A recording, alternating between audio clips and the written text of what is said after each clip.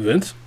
Shit. Oh. And I will say his art when he want to slap the panel, that shit fucking yeah. Did I disappear? I died. For a split Hello? second, you good. Okay. No, but like on even on second read through, it's like some of these girls they kind of like took themselves out of it. Like I know it takes a while to build a relationship with people. That I understand because I am somebody who believes in the long game when it comes to these romantic stories. Because he was kind of playing a short term and a long term game, but I'm definitely a believer in the long term because that's to me that's like the most believable romantic interest that you're gonna have, which is why I preferred one of the girls in the first place. That I believe like they had the like most believable build. And I don't know, dude. I have a hard time with harems. I just do. I mean, most times they're not written well because they don't know how to balance the levels to the characters and make you actually believe that each girl has a chance. This one, I say he's doing well with it at a time, but it's like I don't know if my perception of it is already fucked because I already know what already happened. But because I'm trying to look at it without it, that's kind of hard. You really can't eliminate that bias once you already know how the ending of the story goes. But I'm looking at it and I'm just like, if I was paying more attention, I probably could have noticed some of the signs because when you have one particular character in the story and they seem to be like sitting at this weird, like outside looking in perspective,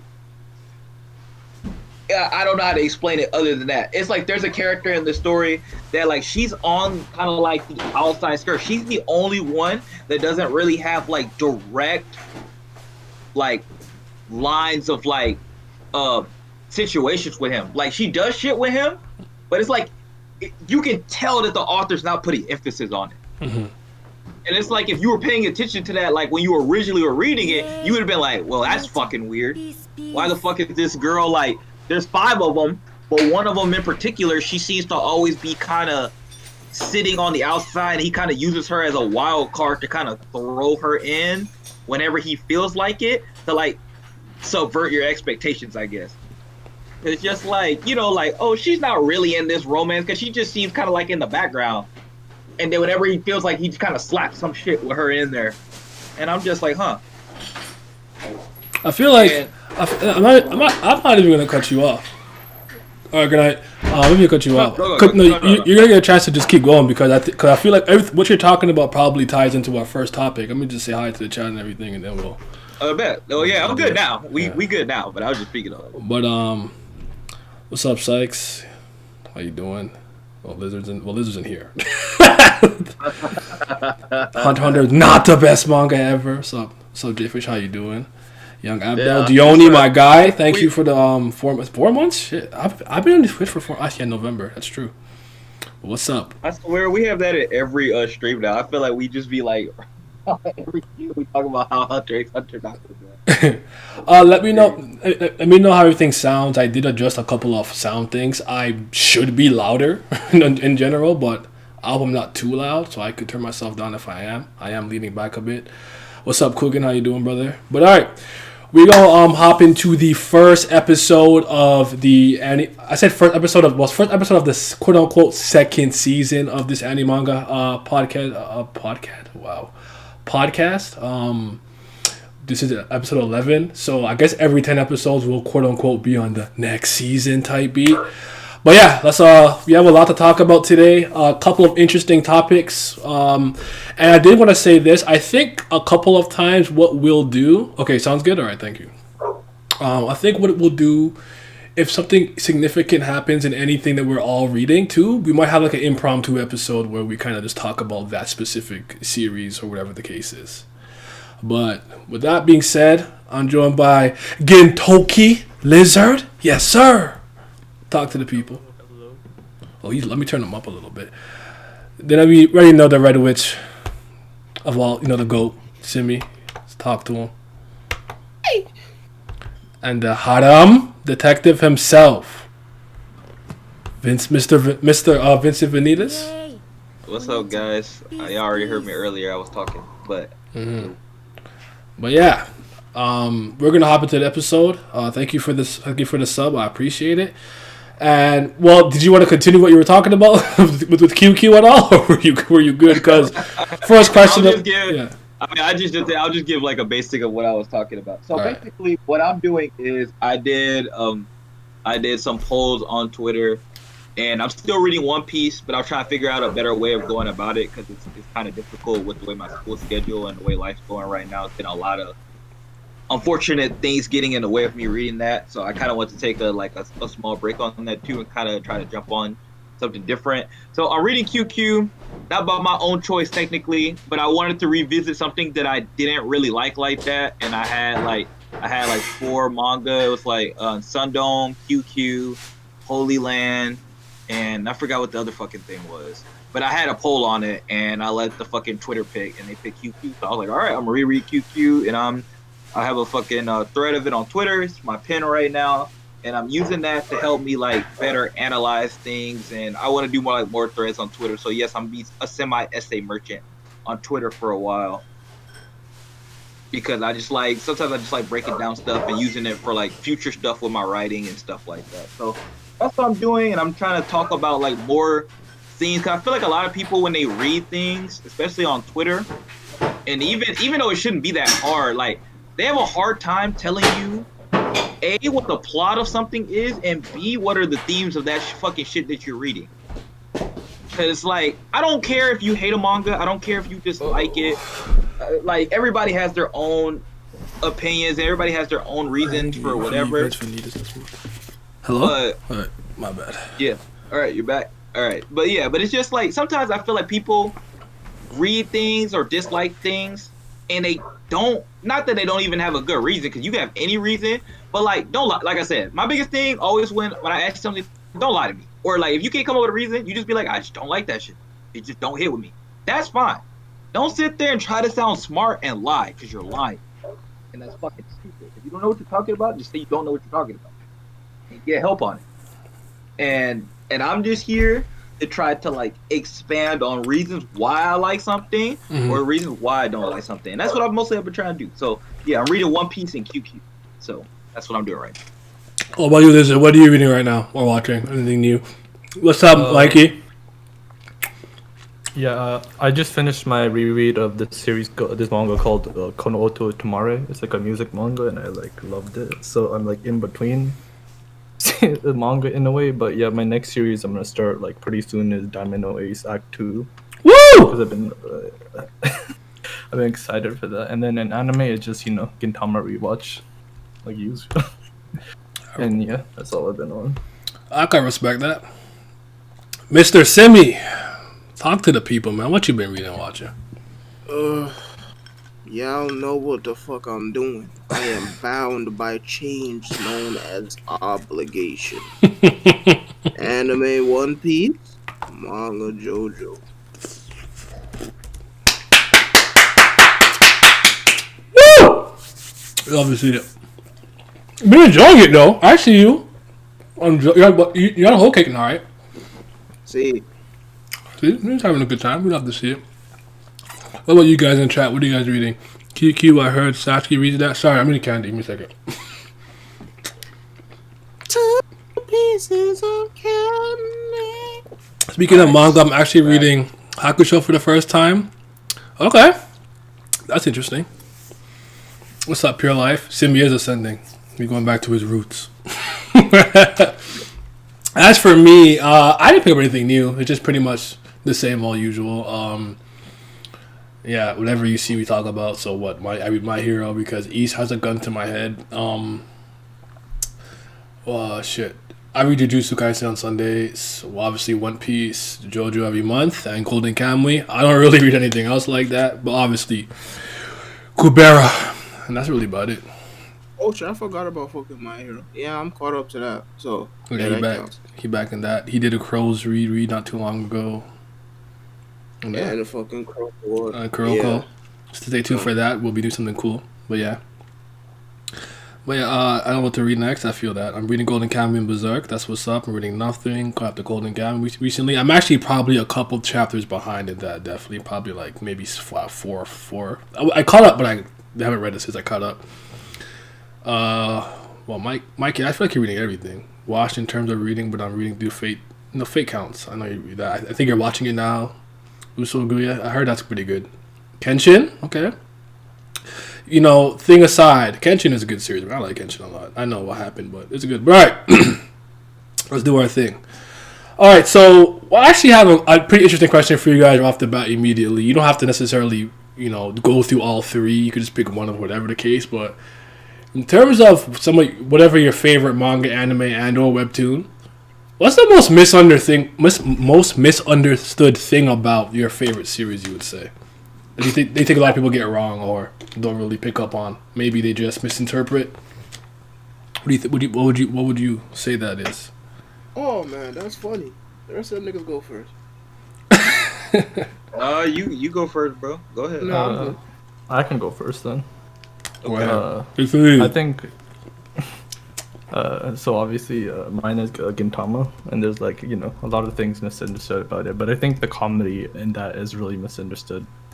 Like, first of all, I mean, we know it's jokes, but a lot of people think that Gintama's comedy is just like 90% references. Though, even though I think, I know the main crux of their comedy is more of a straight man routine between the characters rather than what is that called? Instead of references, and also just they think that the comedy is an extra side to the they just think it's something that's put on top of everything else instead of being a main component of the series. I also blame Gintama fans for saying stuff you get through the first 300. When you get to the series arcs, you'll love the series. I also feel like a lot of Gintama fans did themselves a bit of a disservice because I think it came a point.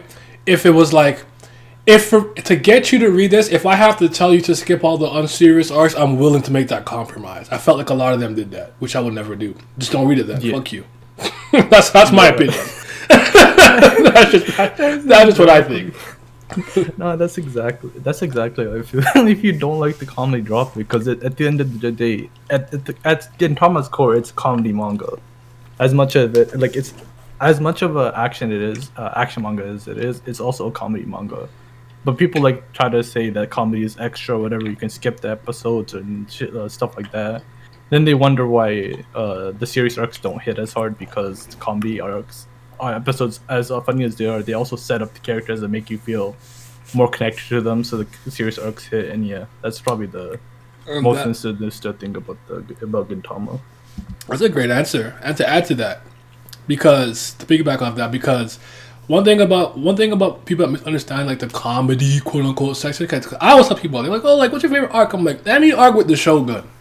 That nigga is so funny, bro. I should be dying of laughter. All my favorite arcs are not the serious ones. Not that they're not good.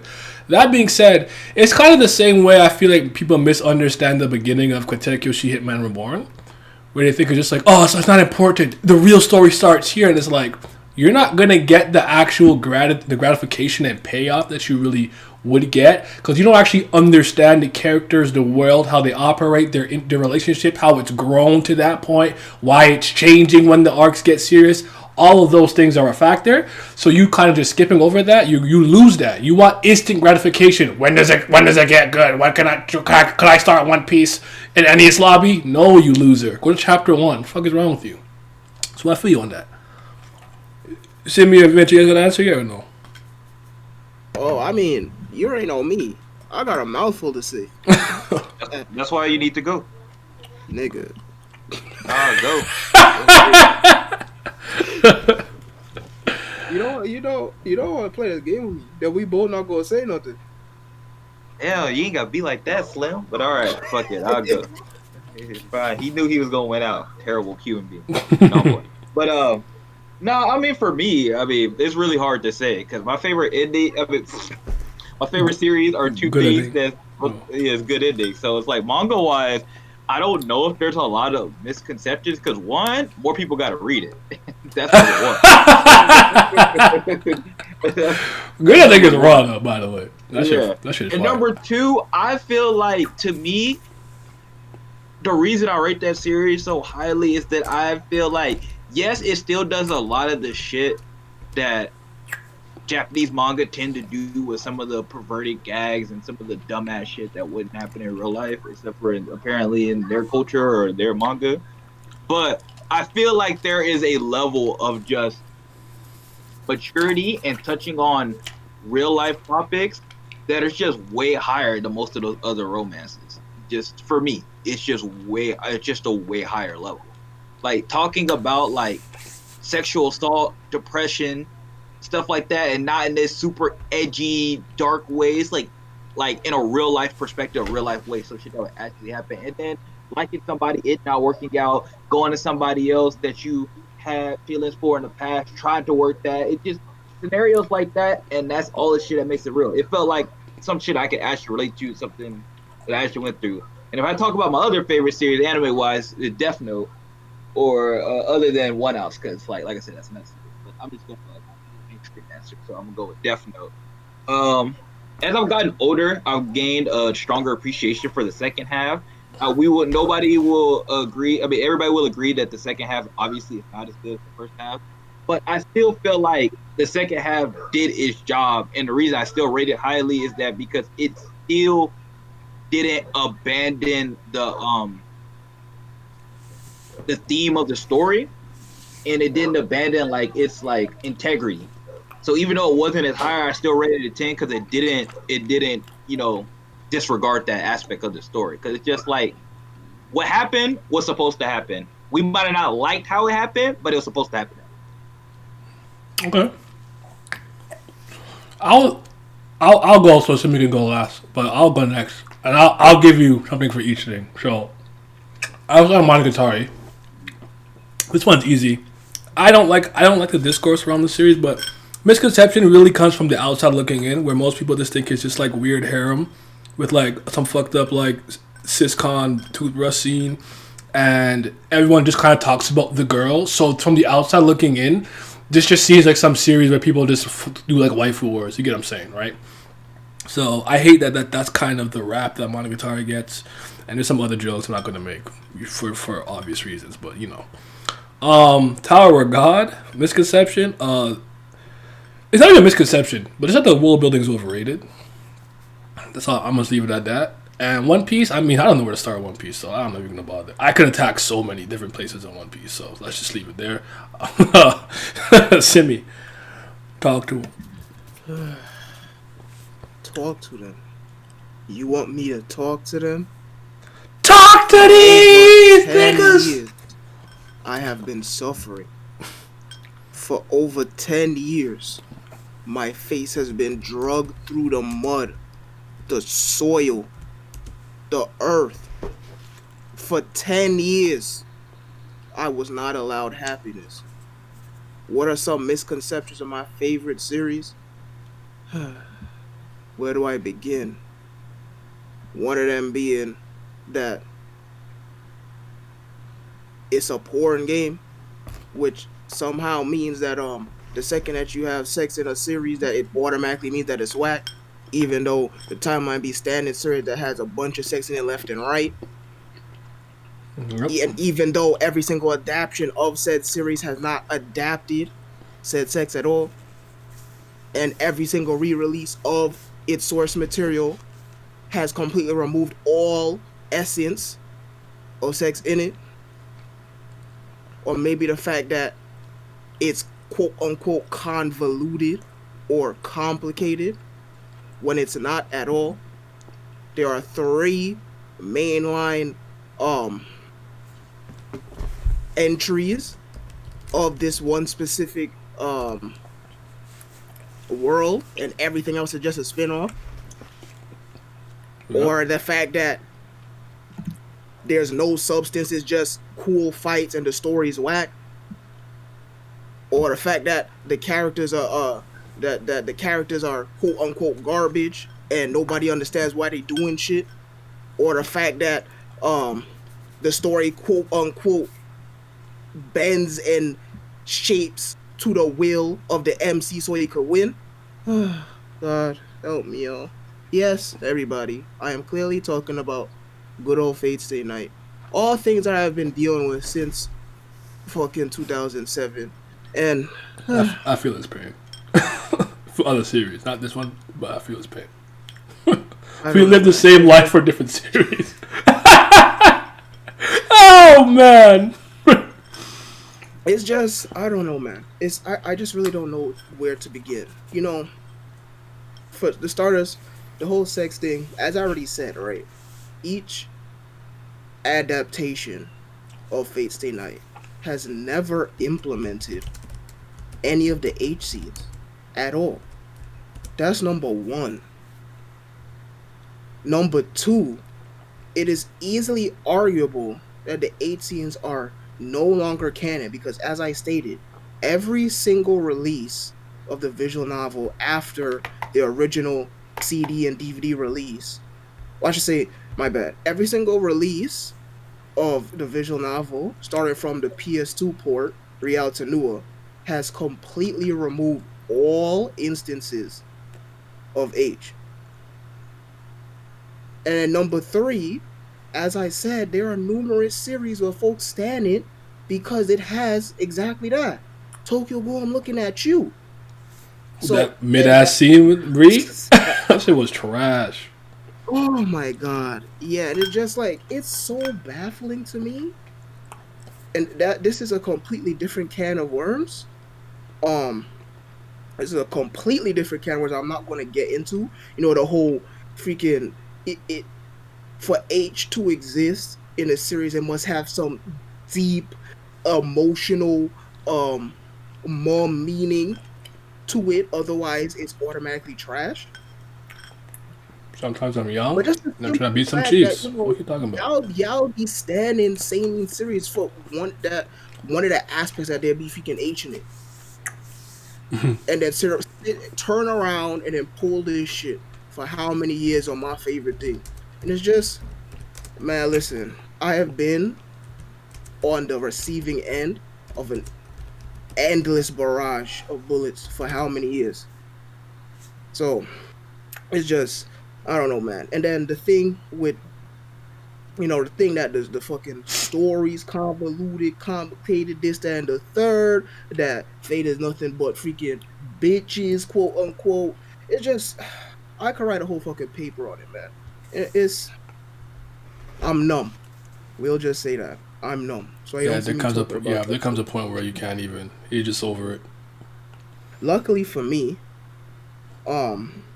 nobody fucking reads Kanika, man. They don't know what it fucking is either, so I don't have to deal with that. However, if they did, it'll be the same exact thing that freaking One Piece fans go through. The fact that it's long, that's number one. It has a bunch of fucking chapters, so there's no substance and whatnot. It's too long. The pacing type bad. Uh-huh. And then number two, the same fact that it at its heart, it's a gag series, so comedy will always be the central focus. Folk will be complaining about that. And then and then number three, they would have a huge issue with fucking the friendship power in it, but we already freaking answered the fucking mystery to that cat box. They should have. Yeah, they should have. What they should do is realize where all of the stuff that you see nowadays is where it actually originated from. I really didn't expect to like it as much as I ended up liking it. She was absolutely phenomenal. Yeah, I keep telling y'all, freaking old head mangakas, they just different. Like, they just have a completely different air to how they write and construct stories. And they're in a different realm. You could argue good or bad, what may have you, but they're in a different realm from today's manga. And there's a reason why what the fuck they was doing shaped the industry for how many years after that. But everything else I like is, it's alright. There's not that many freaking misconceptions for Hari, for example. That's my favorite light novel.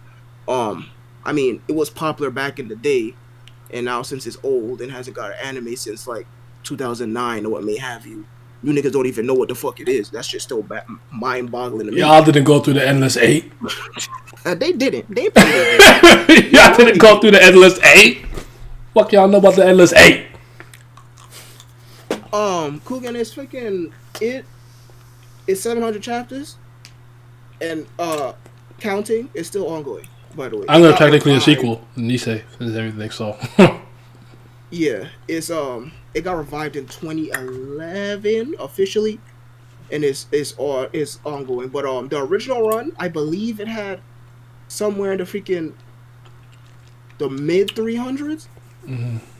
But yeah, it's pretty low. It's pretty lengthy. it's so crazy because I read so many interviews after the fact, knowing that like the creative team that makes up, and you know how much reverence and so many mangaka have for them. It's crazy. Again, you know me. I love shitting on freaking FMA. But the simple fact that she said Kinnikuman is the reason why she fucking manga today, that is, it's you know it's really something, and it just makes me happy, you know, because A, that's my favorite series, and B, you know, we should respect well, for the most part, when it's good, we should respect history, you know, what the folk did before we was here, so we have the things that we have now, and you know, it's so fucking awesome, you know. Unfortunately, it didn't get a chance to shine in America the way that its companions did, like fucking Dragon Ball, for example, but in its fucking native land, yeah, the fuck, niggas know what the fuck that is. Yep. Well, all right. Well, actually, Bree, done. You think I don't know that? Nah, we good. The rest of my freaking favorites, they don't have too many fucking misconceptions. All right. So, I was talking earlier today a little bit about like staples and tropes and stuff, and the main question here is essentially, I'm gonna ask you guys if you think some manga should really start doing away with them. And the reason why I ask you this is I find that a lot of comic books that I'm reading, they're trying to get away from a lot of the tropes, but if there is one, they're trying to set you up for a subversion of that trope.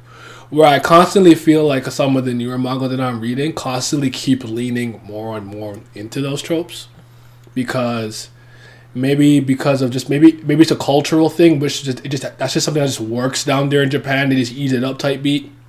Like maybe something like the themes of friendships, or like your dere characters, kyurei, yandere, tsundere, whatever the case. Because you know me, I hate all that shit. I can't stand the dere classification. I hate that shit.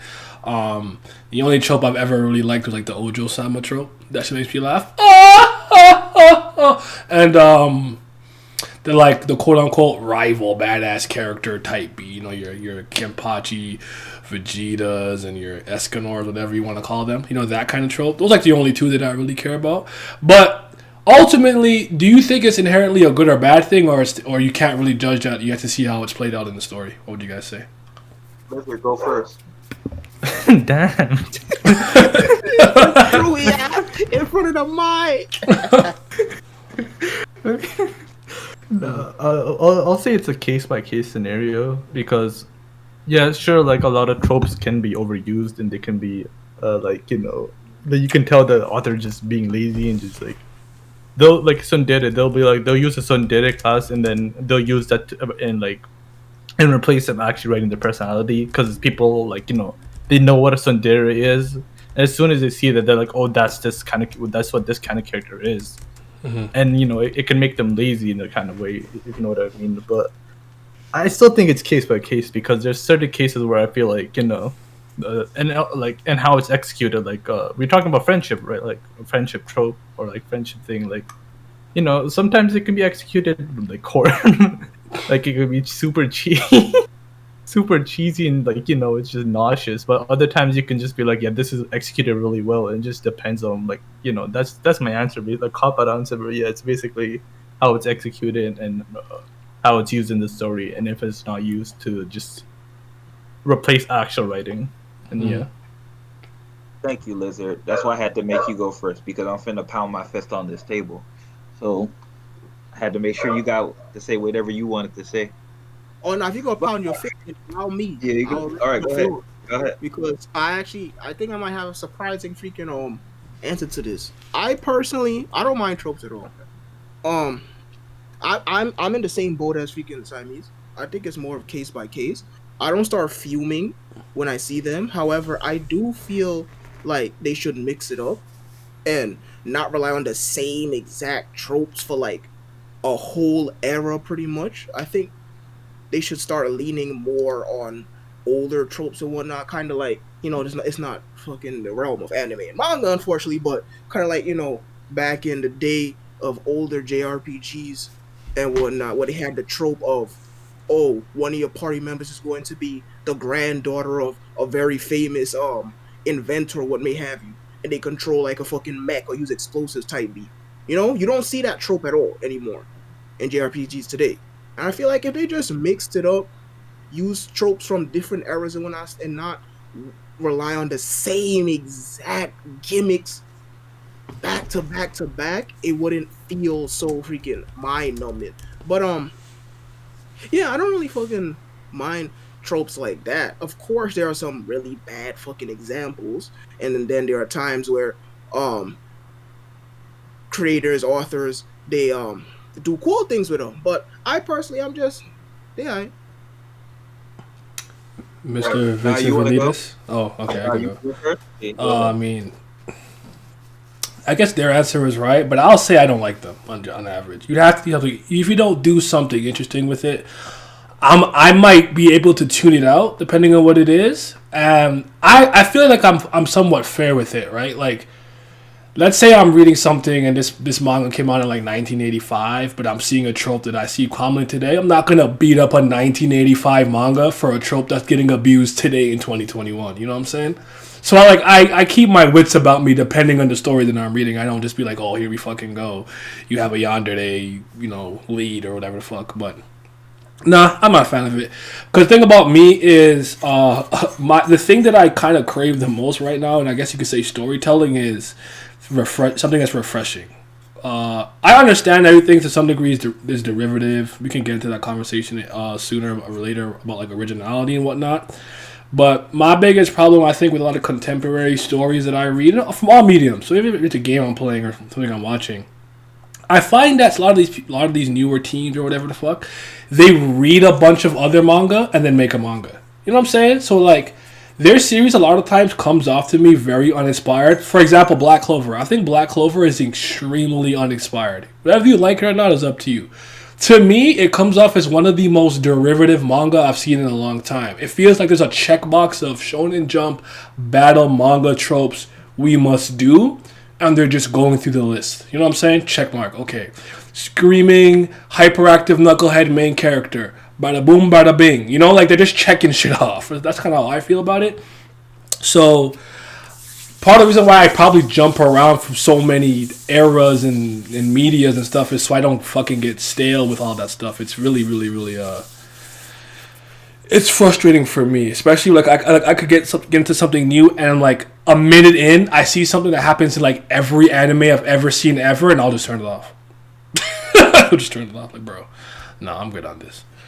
So, that's just me. But I can't say it's inherently a bad thing. Execution is key. So that's my answer.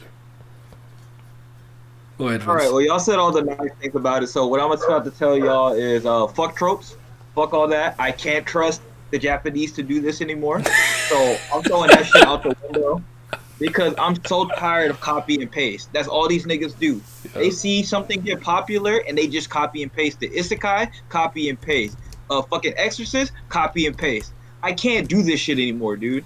I can't do this shit anymore. Like, and the thing is though too, is that they don't even try to present it in a different way. They don't give me characters with any different character designs. They don't give me a different setting. They don't give me a fucking any type of like, oh, I'ma like divulge in this trope a little bit deeper or something like that with like more fucking like great dialogue or anything. It's like, no, all this shit is copy and paste. I can't do this shit anymore, dude.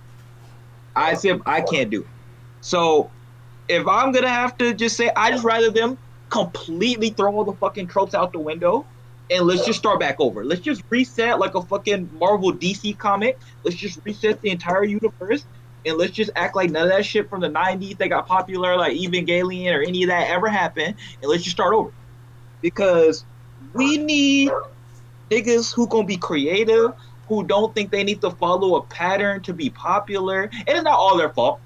Yeah, I'm not blaming all the authors, especially like in Japan, for example, because America we have way more freedom when it comes to some of that stuff.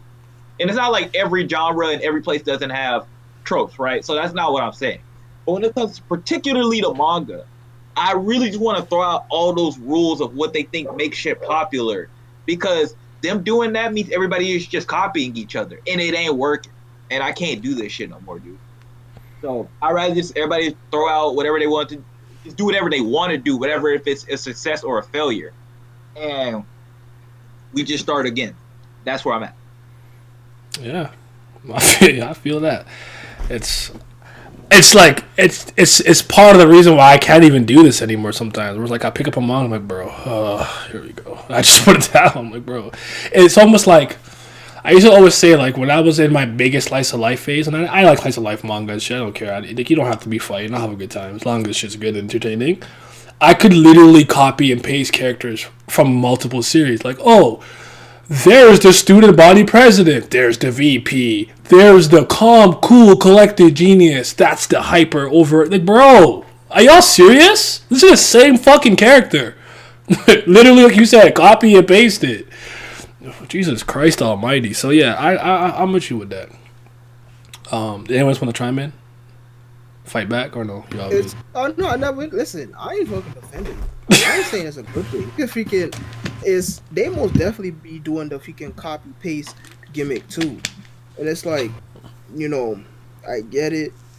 What sells and whatnot. You trying to make a living. You need to feed yourself. You need to pay your bills type beat, and whatever the fuck else going on with freaking Japanese politics and these fucking magazines, but. It do be bad. However, I don't really freaking have an issue with them.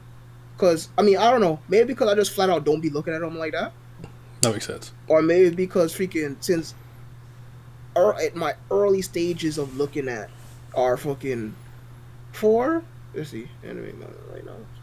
Yeah, the 4 pillars of the anime manga medium. I already got my favorites. I'm already satisfied with what the fuck I got. I don't need nothing else out of nobody. So whatever y'all be doing is just whatever y'all be doing, and I'm just chilling. I kind of agree with that. I kind of agree with that. I feel that, right? But here's the thing, right? For me, even with, let's give an example for like the big 3. I'm not a huge fan of 2 out of the big 3, but one thing I will always give all the big 3 credit for is at least they went out and attempted to do something different. Now you can judge them by the contents of that work, whether it worked or not, but at least they had the balls to go out there and try something different. All these manga, what the fuck are we doing now? Like, we're just making Exorcist, we're making Isekai, which I don't even understand why all these niggas are making Isekai, because 1, it's not really a popular genre. It doesn't sell well. It doesn't do anything. And then 2, when they do make it, they just copy somebody else, and that hasn't worked in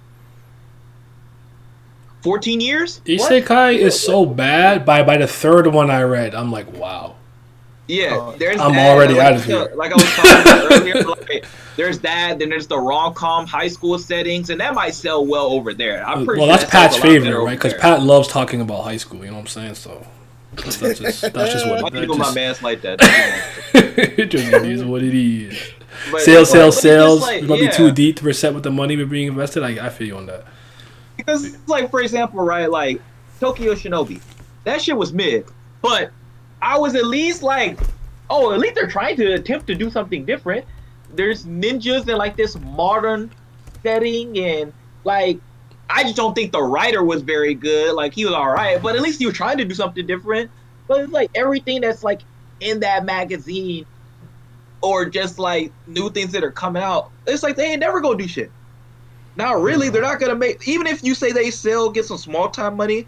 If you're writing, I don't know. Maybe it's just me. I feel strongly about that because everybody doesn't do everything for the same reason, right? If I'm writing a story, I'm trying to make a mark on the industry or in history or something.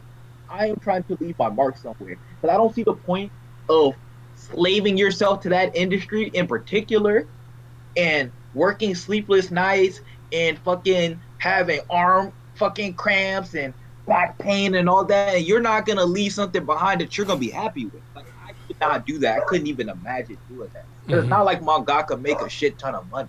So if I'm gonna go out there and fucking kill myself over the dream, then I'm gonna go and make sure I leave something that's worth the fucking damn. So like I'm gonna leave it all out there. I mean, And I don't feel like they doing that. My bad. Oh, go ahead. I don't know, Vince. Freaking all them Sekai light novels, they be freaking 20 plus volumes deep. That shit seem pretty popular to me. I'm saying manga in particular. Light novels, that I can't particularly speak on that group of people who buy that. So yeah, that probably works. And I think the reason light novels probably work a little bit better is maybe they have some level of in-depth of characterization that is slightly better. I don't know. I don't read them enough to know. Somebody with more experience and more. I got out of there after No Game No Life. That was the last straw for me. That shit was whack. That shit was whack. He just like me crowd be keeping isekai on life support. Well, because there are isekai. Like I'm a big fan of ReZero because I feel like it does something different. I like ReZero. I haven't actually given it a fair chance. Let's make fun of it, so I can't really speak on it. That's fine. That's fine. I can't blame you for that because, like I said, isekai is a weak ass genre in general. There's like 3 like. There's something I like though. I like this Axel will count. The which one? Yes. I'm trying to think. I'm trying to remember it low key, but yeah, I mean, I actually like Axel. If it's not their own world, it's yeah. Axel World counts as both a Sekai and a freaking video game / MMO gimmick. So it actually caught two trends with one. That's crazy. Wow. Yeah. Well, to add to that, I have like 2 points. Like I do agree with Vince that they rely on the same thing with isekai. It's like almost like an endless cycle, like a self-fulfilling cycle where like you have a isekai gets popular, and then more people get onto it, and just like as more people decide, more people like writers see, this shit's this is popular, let me get on this, and they get on it, and then it just keeps a cycle of just people, just continually using isekai, and or any trope, and that shit's just not good. I like Zero no Tsukaima. Familiar Zero. That shit was fun. That was good. I like that series. That's a throwback though. Yeah, I mean, you could fucking argue that it does absolutely nothing special, but hey, I had a good time. But I always say with series like that. Sorry, Lizard. I think you said you had 2 things to say. Go ahead. My bad. Oh yeah, I was just gonna say also like another reason tropes really don't bother me, and the thing is my expectations on a series, I've read a lot of manga. I know what I'm gonna get into. I'll read if I read something that's like a slice of life here, I know there's gonna be a bunch of tropes in it, so I just don't mind about it. That's mainly why I agree with you there. You are not wrong at all. But here's the thing, for example, when we talk about the old manga, now I was talking about old manga, 90s to early 2000s. One thing that always helped them, I think that gave them the benefit, even if you got tropes, the characters look different. That's the problem. I'm running into the same guy named fucking Kazuma Kazuki. Some fucking he got black hair, brown hair, bowl cut, spiky hair, and I know it's coming. Not the bowl cut. Oh, I'm out of there. They're not fucking changing shit, dude. I'm like, at least if this character, at least if he looked like a goth, or you're doing the high school setting, you switched it and there was a fucking woman, and she fucking looked different. And let's say the most popular person in school wasn't oh, they're the most popular and prettiest person ever. You can still use some of those tropes, but do things to subvert the expectation as you were talking about, or at least to switch it so you're just oh, that's that trope, but they kind of went about it a different way or dive deeper into it. They don't even try, dude. They're copy and paste. Yep, childhood friend. She been liking you for about 10 years, and she waited till some girl popped up who transferred schools and decided to tell you. Oh, childhood president, student council. Yeah, they got elected because they were pretty, and somehow they were smart and pretty at the same time, and for whatever reason, they somehow like your ass. It don't come on, man. Come on. This ain't it. You can't continue to do this over and over and over again. I'm sorry, you can't do what's that fucking line? Where's your pride? Where's your pride? Yeah, that's where I'm at. It's not that I don't. I feel everything has tropes. You pick up a fucking book, there's fantasy tropes. Yeah. It's just that's not the problem. Tropes are everywhere. They will never go away because they're built off thousands of examples. That's not a problem. The problem is you are literally copying and pasting things that other people have done that were successful Monkey that see, you monkey can't do. do anymore. Copycat league. Yeah, it's terrible. It's been going on far too long. Isekai peaked at digital. Bar said, so I think it seems to be two different types of tropes. Character type and character plot line. How they fit into the story. I feel like if the tropes are used for both, you get that uninspired series. The problem is if you have the character type tropes with the thing a specific genre, it copies each other. So the only way it works is if you have one of the two tropes in a wider genre types and no isekai, no isekai slice of life. Well, I totally lost the paragraph. For the character type, but if there's a character plot, okay, I think I hear what you're saying. You guys have something interesting with them. That's why it seems that the manga didn't have that problem. All the manga had the problem. It didn't seem to have both factors to copy off heavily reliance. Okay, that makes sense to me. What's up, Cypher? Mr. Gulad? That makes sense. Again, I still don't think it's inherently good or bad. I'm just over them. Like, because I will do the same thing with a Marvel or DC comic by picking them up and need something super, super uninspired. I'll be like, yeah, be good on this. I'll turn it off. But alright, let's keep it moving. Okay, we're going to get to a little bit of writing stuff and then we'll hop back out of it. By the way, that was a part-timer too getting its anime.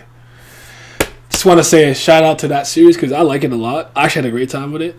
I love it. It was my favorite one of my favorites for a really long time.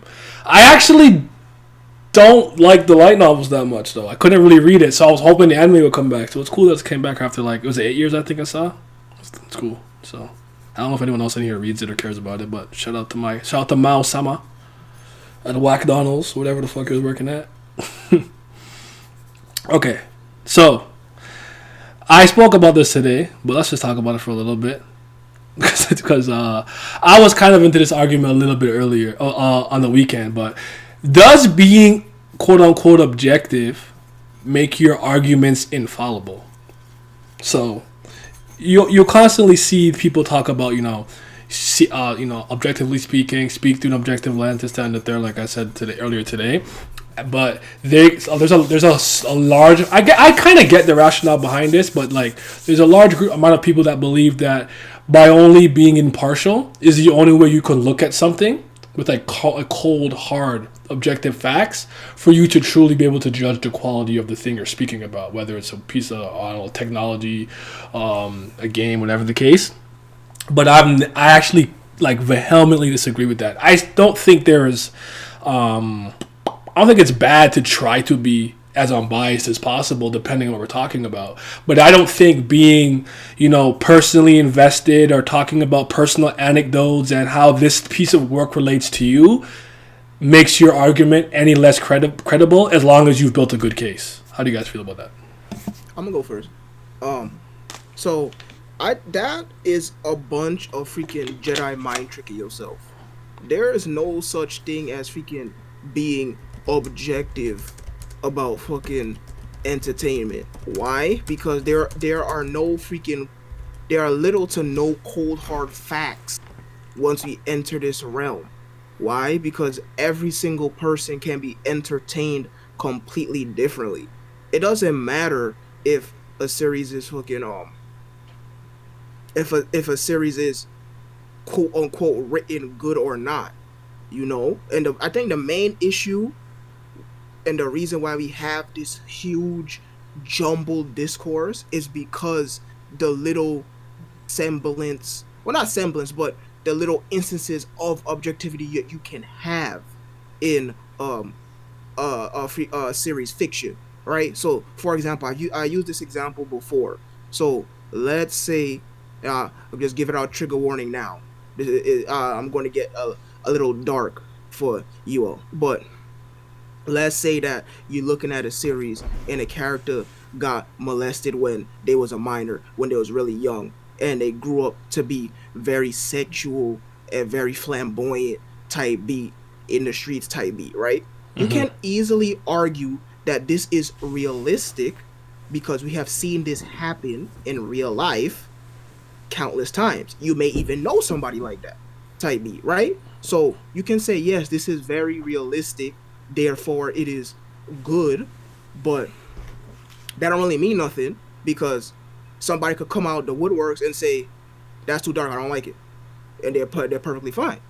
I'm gonna use an argument against myself. I can go on endlessly about how good Umineko is. I can tell you about how realistic it is. I can tell you about the fucking social commentary that Ryukishi does on numerous aspects on life in general, not just Japanese life, but in general as human beings type beat, so on and so forth. I can go about the dynamics, the characters, all that. Somebody could walk up to me right now and say, that shit's sad, I don't like sad stories, so it's whack. And I can't say nothing to that.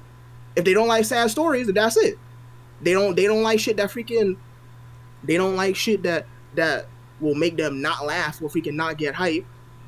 I can't say nothing to that. And that's it. There you go.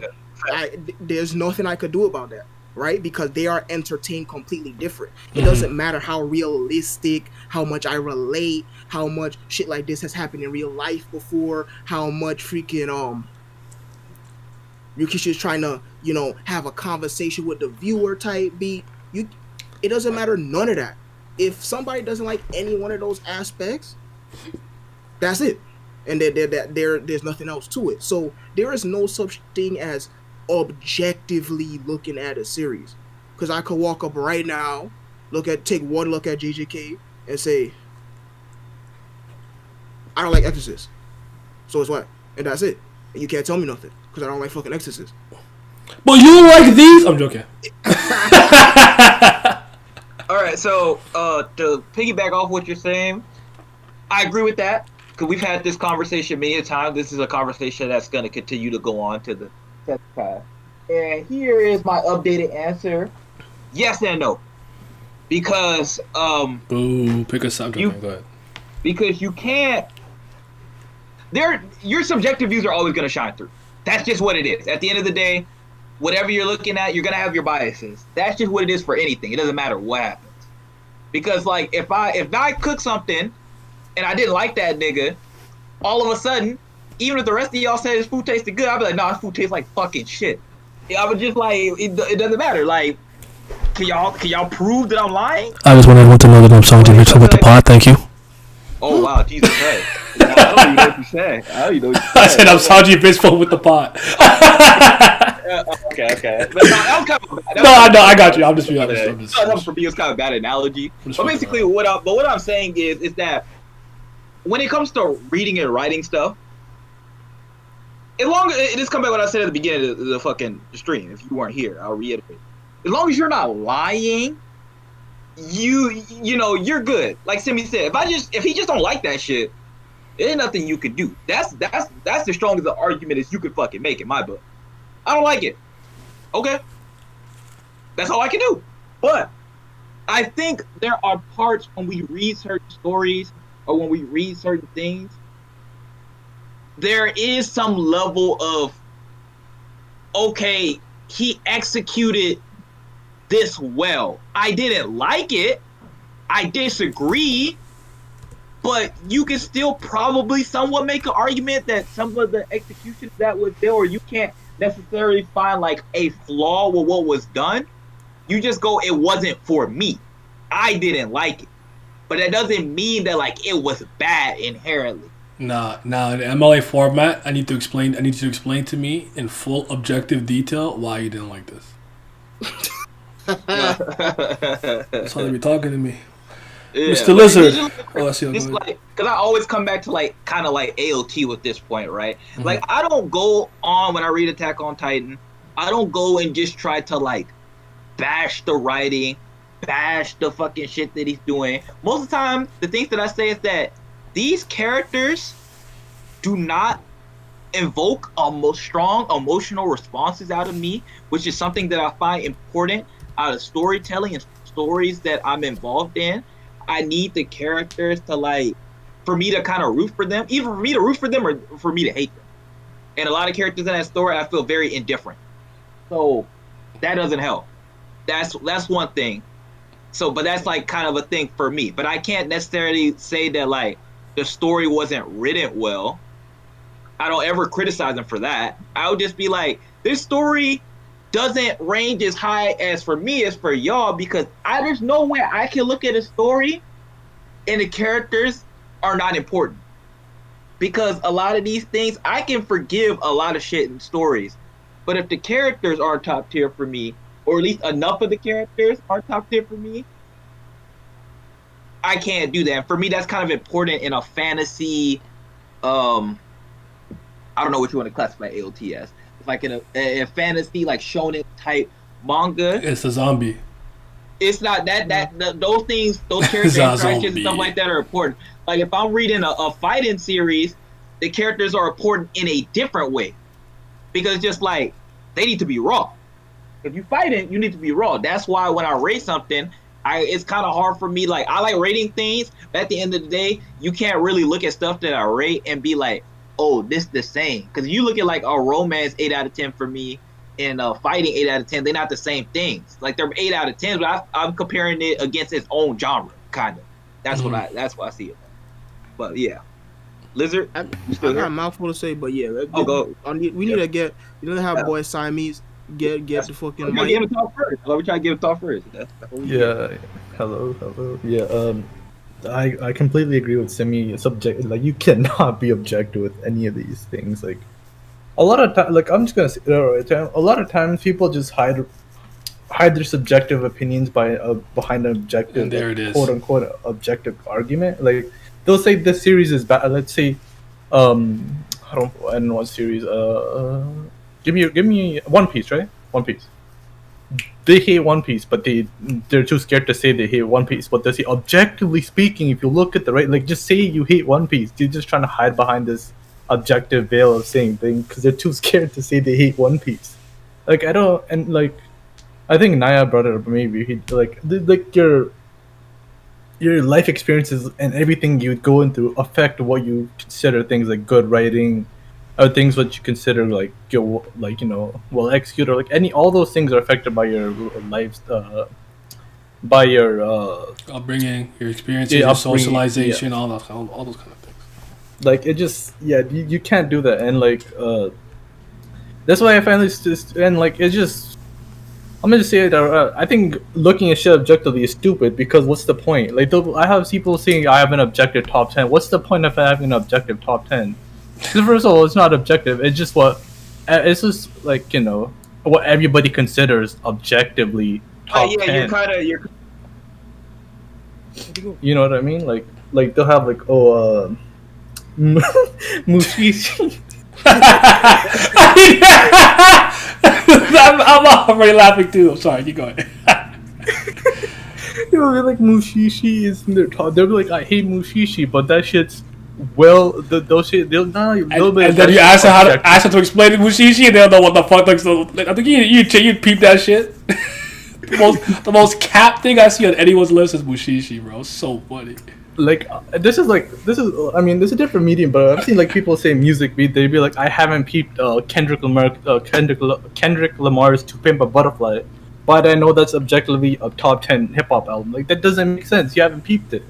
Like your experience with it is just like thing, and then they almost force themselves to like it. But yeah, I'm kind of getting off topic. Basically, yeah, like you can't be objective with most things, and like, well, first of all, comparing series, as soon as you compare something, objectivity is out of the window. But looking solely at the certain series, like, who's to say you won't like cool older brother characters because you have a cool older brother and you think this is a good character, and like you think how you execute it as well, plus your life experiences and how you see it. Like if you know like let's say again, cool older brother, and then you see a form of media that like executes it as well as you know it is, you'll think it's executed well, even though that's just up your subjective mind instead of being objective, if you know what I mean. And yeah, like obviously I spoke about it on today's video. If you guys can watch that later if you care. I don't really care if you watch it, but the thing that I'll say is this, right? So let's say me and Simi, right, we're the same age, we both grew up, and now we both watch the same shows back to back. One's about pirates, one's about ninjas, and I think pirates are the coolest things ever. I look at ninjas flinging doo-doo in their shuriken and I go, that's don't hit. But Simi like, hold on, the way that it affects the person, like he might take an interest in that. Are either of us wrong? You know what I'm saying? Like, so I grew up liking pirates, so I might read a ninja story and this simply doesn't resonate with me solely due to the fact that I'm not really into ninjas. But I'm like, yeah, it's a cool story, but it's not my thing. I often say that with like something like Lord of the Rings. At the time, I wasn't into high fantasy, so I was like, I think it's actually pretty good. Like I don't think it's bad or anything. It's not for me though. Like I don't want to watch this shit ever again or read it ever again. Whereas I would probably do the opposite with Pirates of the Caribbean. I watch that shit all the time. I only probably think the first movie is truly, quote unquote, objectively a good movie. But you guys know where I stand. I do not think it's possible to be objective when we're speaking about art, music, storytelling, things of that nature. Everyone is so vastly different for a multiple of variables, throughout your life and whatnot. And I don't think for like something like writing, one size fits all. Even if it's like manga, like I don't think there's one right way to make a manga. Because I'll see someone's list and see every series they have is, I'm like, for a lack of better terms, I'll say it's like Berserk-esque, Berserk-like. So it's a lot darker, grittier, more somber, melancholy tone with a lot of death and maybe some sexual theme, things like that, right? And for me, it's like, yeah, there's tons of stories that I've read that I think that are like that are good, but me, I'm trying to laugh. I want my shit to be goofy, over the top, and zany, but then someone will try to compare the two and say, no, like, this is obviously better because this happened to this character, then he went through that, and I'm like, but characters don't have to be dynamic to be good. A lot of the most popular figures in popular culture, they're static characters. Nothing wrong with that. So to me, I don't think you can really be objective. Like an objective statement is like the writer of One Piece is Ichiro Oda. That's how I think you could speak about One Piece objectively. But Lizard said something that I totally agree with. I think a lot of people just hide behind that veil to be like, no, you see, like I don't even like One Piece, and then they'll say something objectively speaking about it. But deep down, they really like One Piece, and they want you to think that because they're being impartial, that argument that they're making holds more credence. And I'm not with that. Yeah, so, see, the thing is, I mean, you already said it, but I think I could put it in a very solid way. Though, I'm a firm believer that it is 101% impossible. There is no wiggle room to be objective about freaking writing, because at the end of the day, as I said, in this realm of fiction, it's entertainment. What's the point of entertainment? To entertain. And as we've all said, every single person is entertained differently. I can be entertained by freaking being sad. You can be entertained by getting hyped. You can be entertained by, laughing, type B. And because we all get entertained differently, we're all going to have freaking different biases, different standard, different scales, so on and so forth. If a nigga walk up to me right now and say, yo, Fairy Tail the best manga ever created, no cap, I rate it 10 out of 10, what am I going to tell him? Right? Objectively, I'm joking.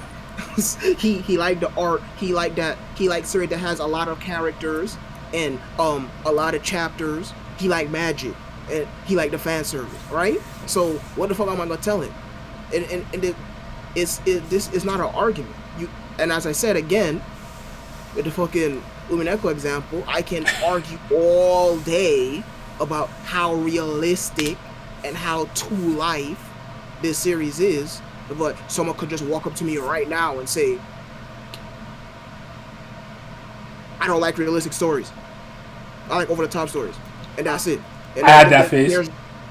There is no freaking, there's no argument. There's no nothing. That's all there is to it. And it's a huge headache, especially in the anime-manga spectrum, because, you have folk trying to swear that they fucking scholars, that they better than you, that they are the elite and all that. And it's just like, bro, at the end of the day, we looking at a bunch of fucking stupid shit for entertainment, man. What are you doing? We all in the library fucking reading comics. Like, come on. Mm-hmm. It's really a fucking headache. But yeah, there is no freaking objective anything. I think a lot a lot has to do with freaking peer pressure as well. People don't want to be put on the spot, or people don't want to be slandered type B, or what may have you. People want to be in an in crowd, so they gravitate, shift, say whatever the fuck that the majority is saying, and they don't want to be an outlier or outcast or what may have you. But hey man, we all get entertained differently. There's nothing nobody could say to change that fact. Are you sure? Because if you hate AOT, you're Tier objectively 2 stuff. Thank you, my wrong. guy Abdel, the GOAT. Say that again, Lizard. If you hate AOT, you're objectively wrong, and you should not read manga anymore. Because Oh, One Piece is one of my favorite mangas, so I'm disqualified. Remember? I'm disqualified. Well, would an objective statement be more so along the lines of understanding and comprehending why something doesn't entertain you personally, but could still be good? Like, I ain't never gonna peep Berserk, but what I've seen personally, I can understand why someone having the top 10 is under my. I mean, we all kind of said that, but I don't know if that makes me objective. Basically, I think that's just me being as impartial as I can be. Where it's like, yeah, like nothing about this piece of work is really in my realm or to my liking and my standards or whatever the case. But I don't see any literal like plot hole or whatever the case. Like, yeah, it's solid, it's good writing, good cinematography, whatever we're talking about. But I just may have not vibe with it personally. But I don't know if that's me looking at it objectively. You know what I'm saying? I think that's just have to start changing the word. I like what you just used there, like impartial. I think people should like change. Yeah. Some of the language. Bad, unbiased, whatever. Like you're just trying to. If you say objective, like you can't be objective. But if you say I'm trying to be impartial, well, that's a little bit different. Because like you try to be impartial, if you basically say I don't have a dog in this fight because I don't really give a shit one way or the other. But you try to be objective is like you trying to look at it from a fact-based perspective, and in a lot of terms you can't do that. Mm-hmm. But yeah. Also, go ahead. I was gonna say you could also just say that as just like respecting people's opinion, because you could say, yeah, I don't see what's good about this, but I could see other people. But yeah. Mm-hmm. Like, I mean, I don't know. Maybe it's just one of those things. A lot of people just have to kind of go through it and then grow out of it. Because I mean, I was way more volatile when I was younger on the internet, but I grew out of it pretty fast. One day I learned that like you just don't win on the internet, and everything is meaningless, and I just stopped bothering. But yo, 626 in the chat preaching. He's speaking the gospel on Berserk. That shit is whack. All right, so let's talk about the video that they set me up with to get fucking cooked in the code tweets. But plot conveniences, plot contrivances, the Deus Ex Machina debacle. And here's where I wanted to start because I think it might have been a comment, but I want to talk about the convenience thing because I think that people look at that wrong. Well, at the end of the day, that's just going to be dependent on the person. But convenient things do happen in real life. We can say that, right? Yeah.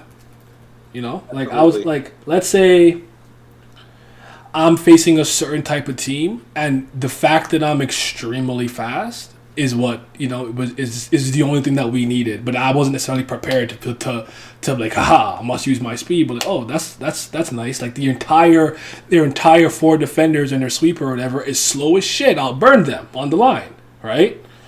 Things like that happen. So like I always say like with a convenience thing, because we're having this conversation with my cousin, I think, and it was pretty interesting too, because I was basically saying like, let's say there's like 100 scenarios happen, and 12 times, 12% of the times, something just kind of luckily fell into the lap of the people who are in danger. That to me seems like a pretty sensible percentage for something kind of randomly to go in your favor. Does that make sense? Making sense? Yes. Okay. I'll make sure I'm not sounding crazy. So, like, yeah, obviously your sensitivity to it is going to be, is going to determine how much you like it or not. Like, yeah, I could imagine you reading something like One Piece and going to Sky P and be like, really? Luffy happens to be the only dude who's rubber who could fight this guy?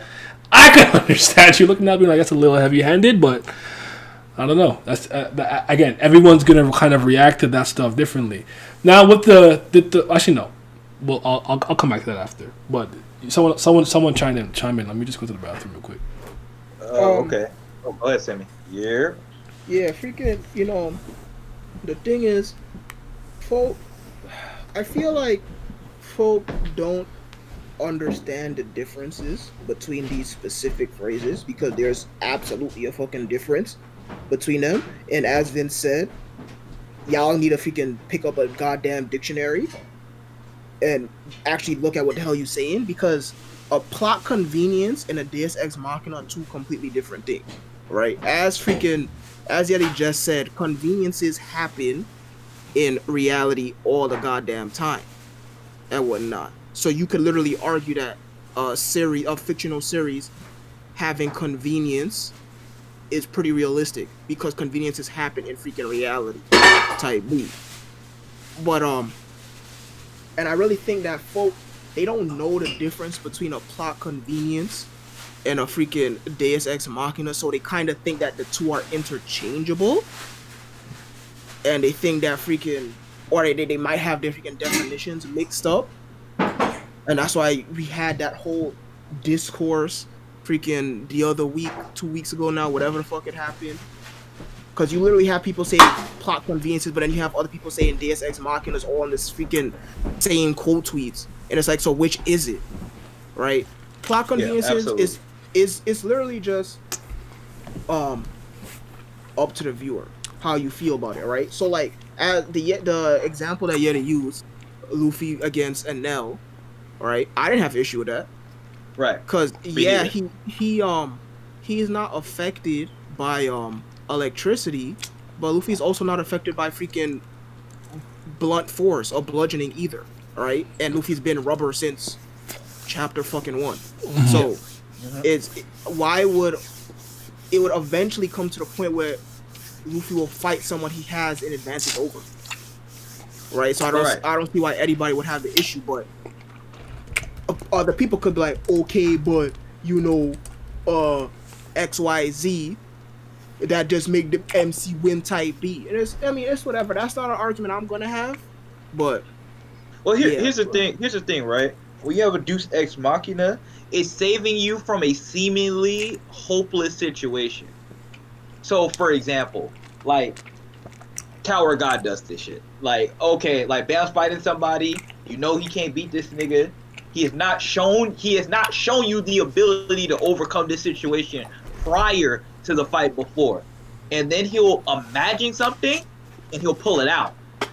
That's fucking shitty. That's not a convenience. That's contrived. That's a contrivance. A convenience would be like, Nye just happened to be walking past the fucking place that I got kidnapped, and he heard like me being tortured or something. He walked in, he saved me. That's a convenience. And maybe I'm like an Interpol agent or something. I don't know. Right, or something. It's just like, but the thing is, the way the author could write that, he could have shown you fucking Nye, getting ready to walk that direction a couple of chapters prior, or you knew he was in the vicinity beforehand, and it's a convenience that he came to the spot that I was at. It's not like, oh, I was in a hopeless situation, like nobody knew where I was, nobody should know where I was, and I just fell out of the sky and just happened to save me. And then now the author got to seemingly write his way out of him knowing somehow where I was.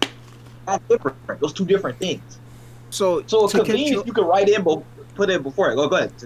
Yeah, to catch you up real quick, Yeti. What I was saying was, I think there's a disconnect when people use these two terms. I think the problem is people don't know that there's a huge difference between the two terms, that they're not the same thing, and that people think that they're interchangeable. I brought up when Vince posted that excerpt from that video. People you got one hand of people saying plot conveniences, then you have another hand of people saying Deus Ex Machinas, then you have another hand of people saying both and whatnot. I feel like the issue here is that they don't know the actual definition between these two words, so they think that they're the same thing. Yeah, like a Deus Ex Machina would be something game changing. Like, I'm not talking about like, I'm a fighter in the series, and I walk by Simi, he's getting his ass beat, but somebody who can control, all the blood that falls out of somebody's body, but I could heal naturally. You know what I'm saying?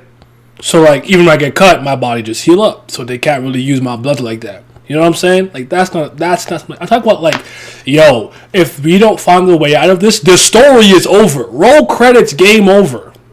And it's like Jesus will just come from the heaven and smite all your enemies. And it's like, wait, did deities even exist in this universe prior? Did anybody establish this? No, something came out of nowhere and completely turned that situation on its head. I will give you some of my best example. I'll give you like 6 seconds to like plug your ears or whatever if you plan on ever reading Katekyoshi Hitman Reborn, and you don't want to hear the spoiler. But I'm like 3, 2, 1, spoiler incoming. Talbot, when the Shimon family broke all their Wongula rings. And this old man is like, oh yeah, I know of Wongula Primo. Here are these rocks. Put your dying will flame in there. Get Wongula gear. What?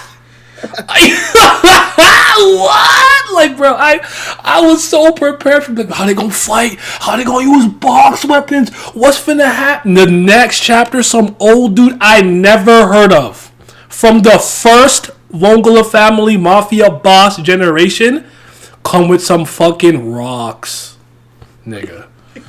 That shit is trash. And I like that series, don't get me wrong. I love Reborn. To me, that's like a really big issue.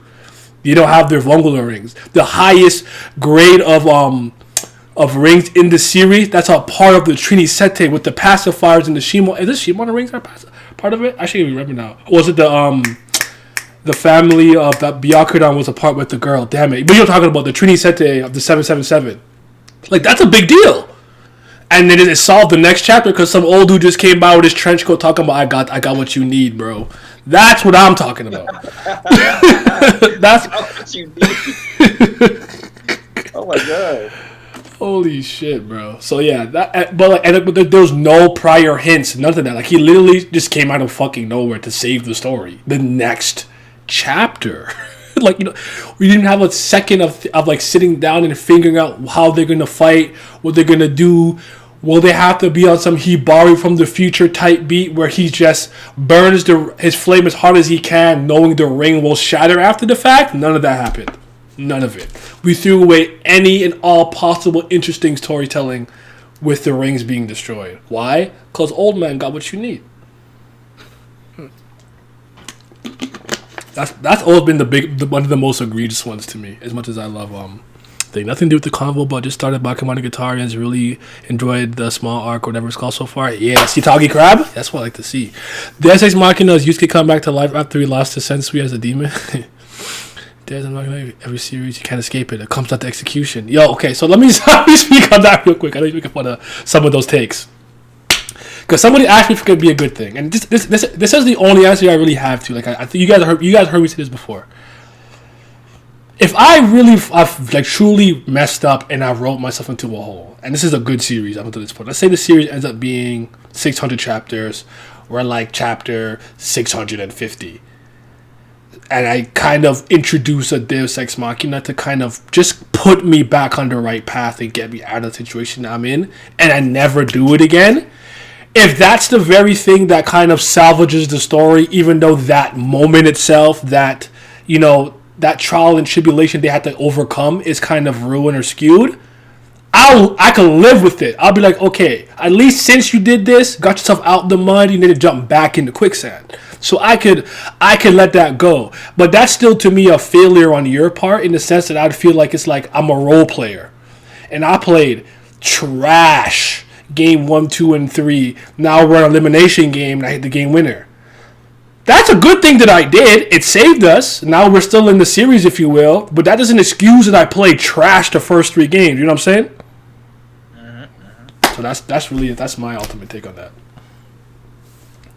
Anyone want to chime in? I want to keep it moving. Oh yes, I always have anything about the fucking topic. So go ahead, brother. I don't. I feel like you guys said it a lot. Whatever thing, I'll do agree though. No, I said I feel like you guys basically said a lot of what could be said about the. It's all good, bro. If you don't got nothing to say, that is okay. Mm-hmm. But go ahead if you do. I just have a small thing. I'll agree with the like how people just don't. They'll like think, they'll think they like misuse contrivances and conveniences. I know I might be repeating, but repeating what somebody else said, but like I mean, I know it's kind of weird to say, but coincidences can happen. And I know it's weird because they read the story, so obviously it's not a coincidence. But like, it's more of like everybody knows what Cinema Sins is, right? Yeah. Like it's kind of their Oh yes, like, the channel. Yes. yeah, like their style, right? Like their type of critiquing of like what they think convenience is, or they'll think like to them, like even just setting up the story, because like a lot of stories have quote unquote convenient starts, right? Like, oh, the teacher that taught me magic just happened to walk by my house on this day while I was going out, and I happened to save them, and I also happened to be the hero that they need, right? Mm-hmm. But I don't feel like that's like necessarily a bad thing. But they'll just like they'll like slam that. But yeah, that's mostly what. I think while we're still on kind of talking about terms, we could just transition a little bit to the plot armor aspool thing. Like the terms like this, like Simi and I was talking about like the IGNs was talking about this and that is the Dark Souls of this genre, that genre. This is the Dark Souls of Dark Souls, whatever the fuck they be talking about. So I feel like blanket terms like this are pretty lazy. Like someone comes to me and says, "Oh, but yeah, it's fine. The main character has plot armor, and it's just an aspool."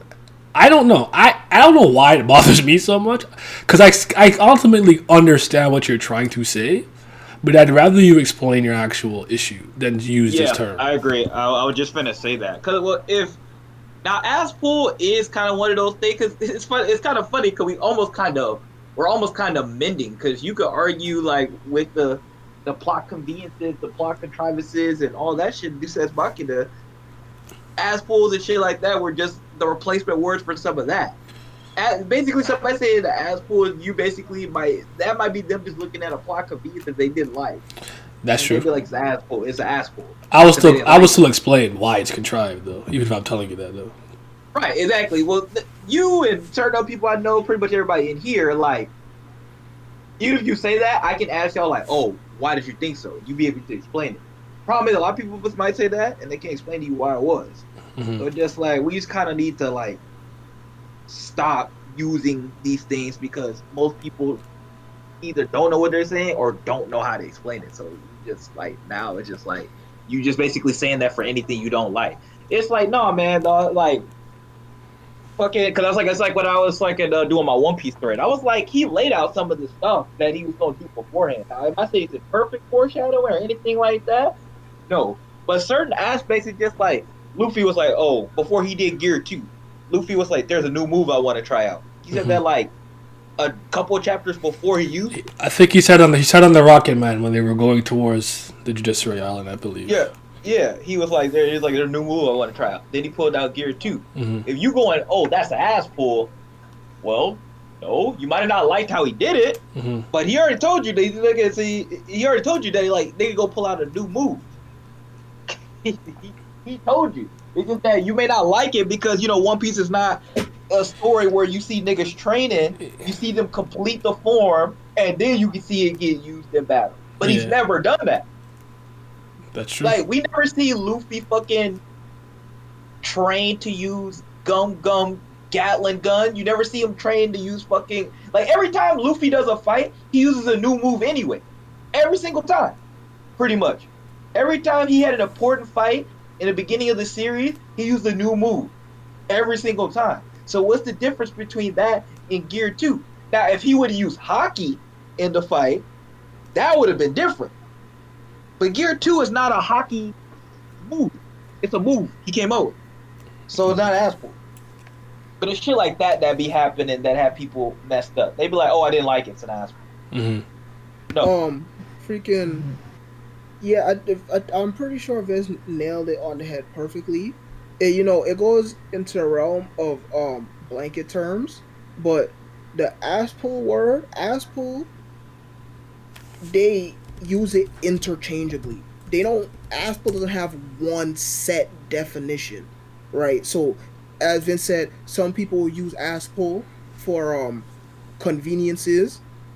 Other people use aspool for legitimate Deus Ex Machinas, and some people use aspools for just shit that they don't like, right? So you never know like what we gotta like do a lot of freaking context clues on how the person is whenever they use that damn term, because there's no real set definition for it, and it's just used in so many different scenarios, which makes the freaking issue and whatnot.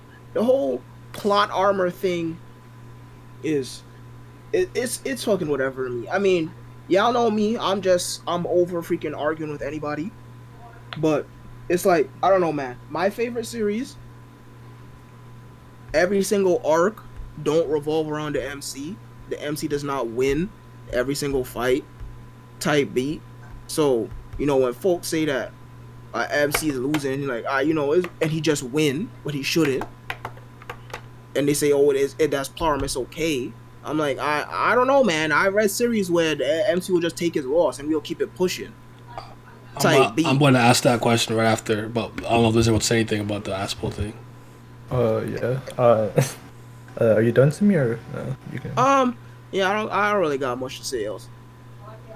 Yeah, like this again sounds stupid, but like I was talking about it before with tropes, but like blanket terms are almost like the tropes of the reader, like the trope version of readers thing, or like I'll explain it with like they just use it as a way to excuse themselves to actually explain it. They'll just say this. Why is this bad? This is an Aspel, and they'll be like, everybody knows what an Aspel is, or mostly they know what it is, and they know, quote unquote, that it's bad. But you don't have to actually explain yourself. So like blanket terms, just like in a way they almost like stop communication between, or stop actual meaningful dialogue, because you can just say, oh, this plot armor or this Aspel, and then you don't have to actually explain it. You just have to say it's plot armor or like plot Aspel. And that does most of your work for you. And what was it? Okay, what was the foreshadow? What do you consider foreshadowing in the blanket, or like foreshadowing? It's, I don't know. I feel like it's kind of addiction for reading. Like it means you are obviously setting up something to happen to some character later. I don't know. I think it has a set definition. I mean, you could say that. You could still explain what the foreshadow is if you want. So it's fair enough, but that's more of an official term. Yeah, I guess, yeah. Okay, yeah, then like, but like still like, and then like even as you said, it just depends on it. So it's like going back to the subjective argument. First of all, you have to go subjectively. Like, what if you say something is an Aspel without explaining it to somebody, and then their version of an Aspel is just like what they think an Aspel is completely different to yours. But so you're like miscommunicating, like you're like, how you view the series is different, or like how you view an Aspel is different. So you're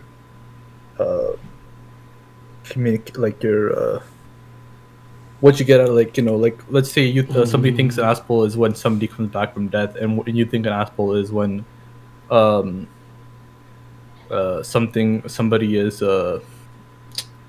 somebody just wins the fight even though they're losing for a while, and it's just like I think so basically I just think that like these terms just stop a meaningful dialogue from happening with each other, with people. And yeah, I feel that. Oh, what's up, Jordan? How you doing, man?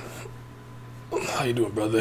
What I was gonna say is this, like, what about the rhetoric that you always hear people like, it's the MC, of course he has plot armor. How do you guys feel? I've always hated that statement, because I'm like Simi said, there's so many stories I read, I'm like, there's times I read a story where the main character just loses, right? Like, he just straight up just doesn't win the fight. He just gets his ass beat. I think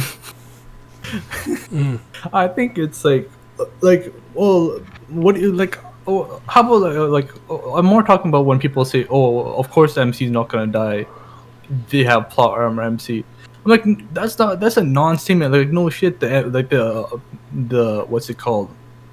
What's it called? The author's not gonna kill off their main character in like a permanent fashion in the beginning of their story, or like in the like beginning parts. Unless, of course, it goes into other things, but like just kill them off and never put them in. That's not gonna happen 90% of the time. So just like a non-statement, like you're not really saying anything. You're just saying that the author is not gonna kill the main part of their story. And yeah. I mean, honestly, the way I look at that is I never, like Lizard said, of course, the author, you never play it. My thing is, that don't mean they can't fuck up the way it was executed. That don't mean that the way that we look at it don't look like fucking bullshit. Cause like I said, one of the examples, I'm gonna go back to Tower of God. I don't never expect Bam to actually lose. But the one thing that I liked at the beginning or in the middle parts too, is that he would avoid Bam actually having to fight straight up or having to like do a complete one-on-one by doing like games, little tricks, putting things in his advantage in a different way. Mm-hmm.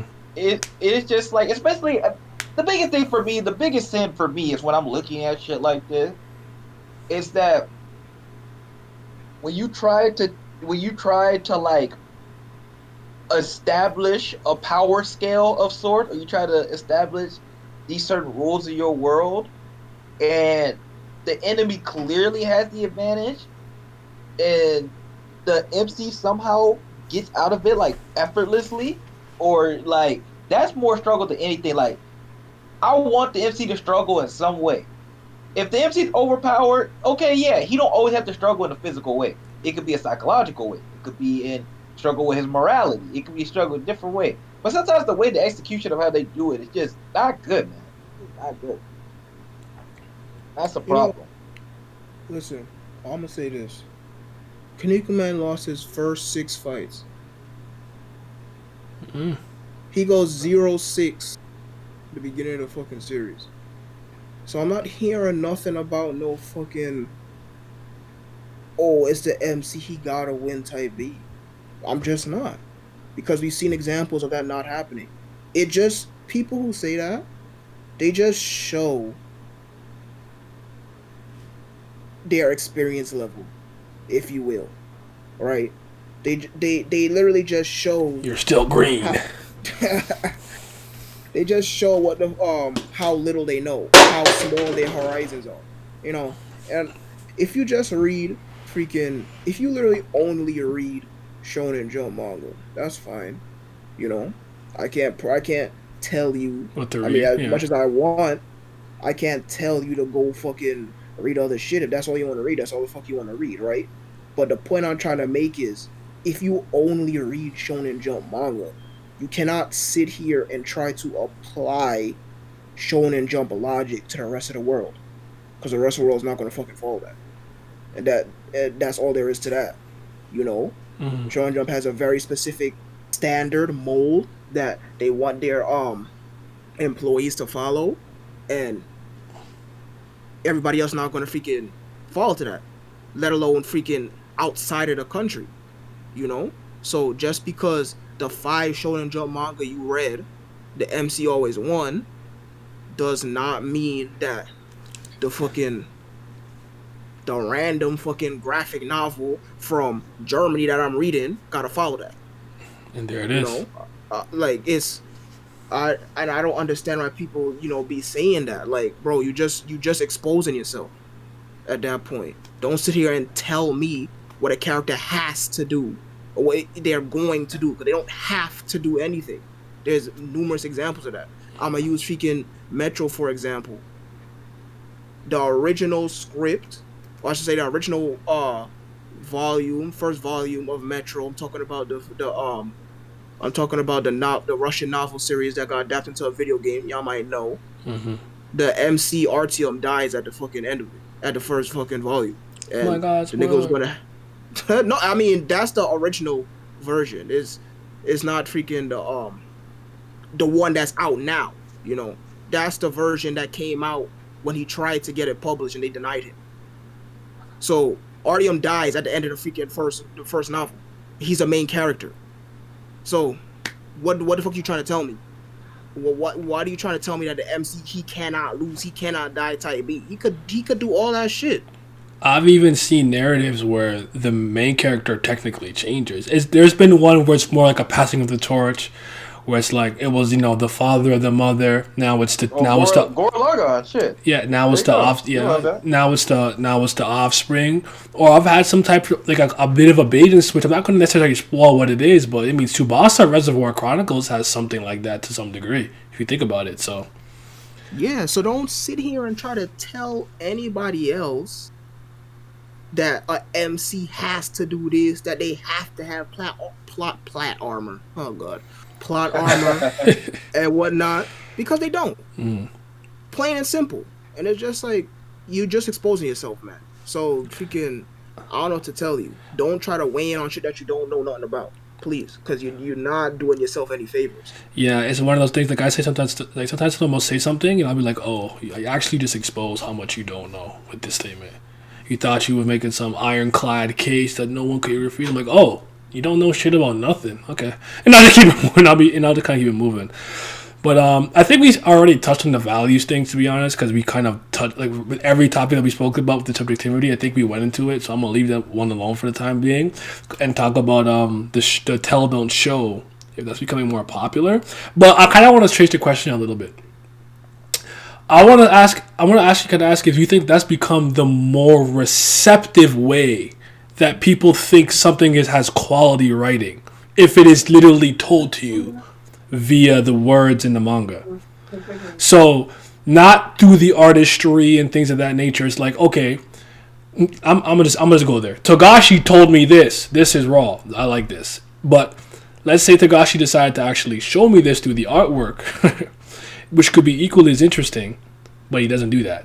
Do you think that more manga, like, anime fans are becoming more receptive to being told things via text, exposition, narration, whatever the case is? I mostly bring this up because of the Luffy feature site thing, where I couldn't believe that until it was almost just completely straight up just said and stated matter of fact. People are like, "Oh, he does have future sight," and I was like, "Bro, were you not reading the fucking manga? What the fuck are you talking about?" Jesus Christ Almighty! Go ahead. I want to say something real wild. It's not a now thing. They've always been this way. Oh, really? And yeah, and I don't. I'm really not trying to toot my horn or our horn, but I think it might have to do with just the general anime and manga fans reading level. You know, they can't pick up and take things from the art or anything else that's happening, like facial expressions, scenery, panels, so on and so forth. They have to specifically have it stated in red, wink wink, otherwise they're not gonna fucking know WTF going on. I have been seeing this for as long as I've been an anime fan. And I think now that freaking, Hunter x Hunter is becoming more popular in the West, we just seeing it more on a freaking global scale, but they've always been that way. And I really think it just has to do with, them being on a lower freaking reading level. And I am not by any stretch of the imagination trying to make myself seem like some big giant freaking intellectual or things like that. But listen, I already told you in the freaking video game podcast, you can tell a character's personality or what the fuck they about just by the way that they dress. Now let somebody say that on the timeline and see freaking how they get chewed out. Type B. And I don't know what else to say about that. It's just freaking, it's really weird, because it's like, I hate having my intelligence insulted. Like, don't sit here and spoon feed me every single little thing. I am a grown man. Please allow me to infer and explore myself. I can decipher, analyze, whatever you may want to say, the story myself and come to my own conclusions. And I'm pretty confident in my ability that I can understand what the hell the author is trying to convey to me. Right? I really dislike it when series just tell me every single little thing word for word, bar for bar. It's just like, what am I doing? Am I in preschool or something? It's really weird. And for, When series don't do that, I really can't wait to get up to that freaking Katakuri fight. But when series don't do that, and you have huge discourses and when arguments about it, and it's just like, y'all gotta do better. Seriously, y'all really have to fucking do better because this shit is fucking pathetic. Yeah. All right, go ahead, everybody else. Everybody else? All right, nice talk. Wait, I have to revisit the question for because I kind of forgot. Honestly, I'm not gonna. I was gone for like the beginning of the question, so I didn't hear it. What was the question? See? Wow. I forgot. Freaking. I already deleted that topic. It's gone now. I don't remember. He said is telling, not showing, being there you go. the more in thing and whatnot. I like a balance, to be honest.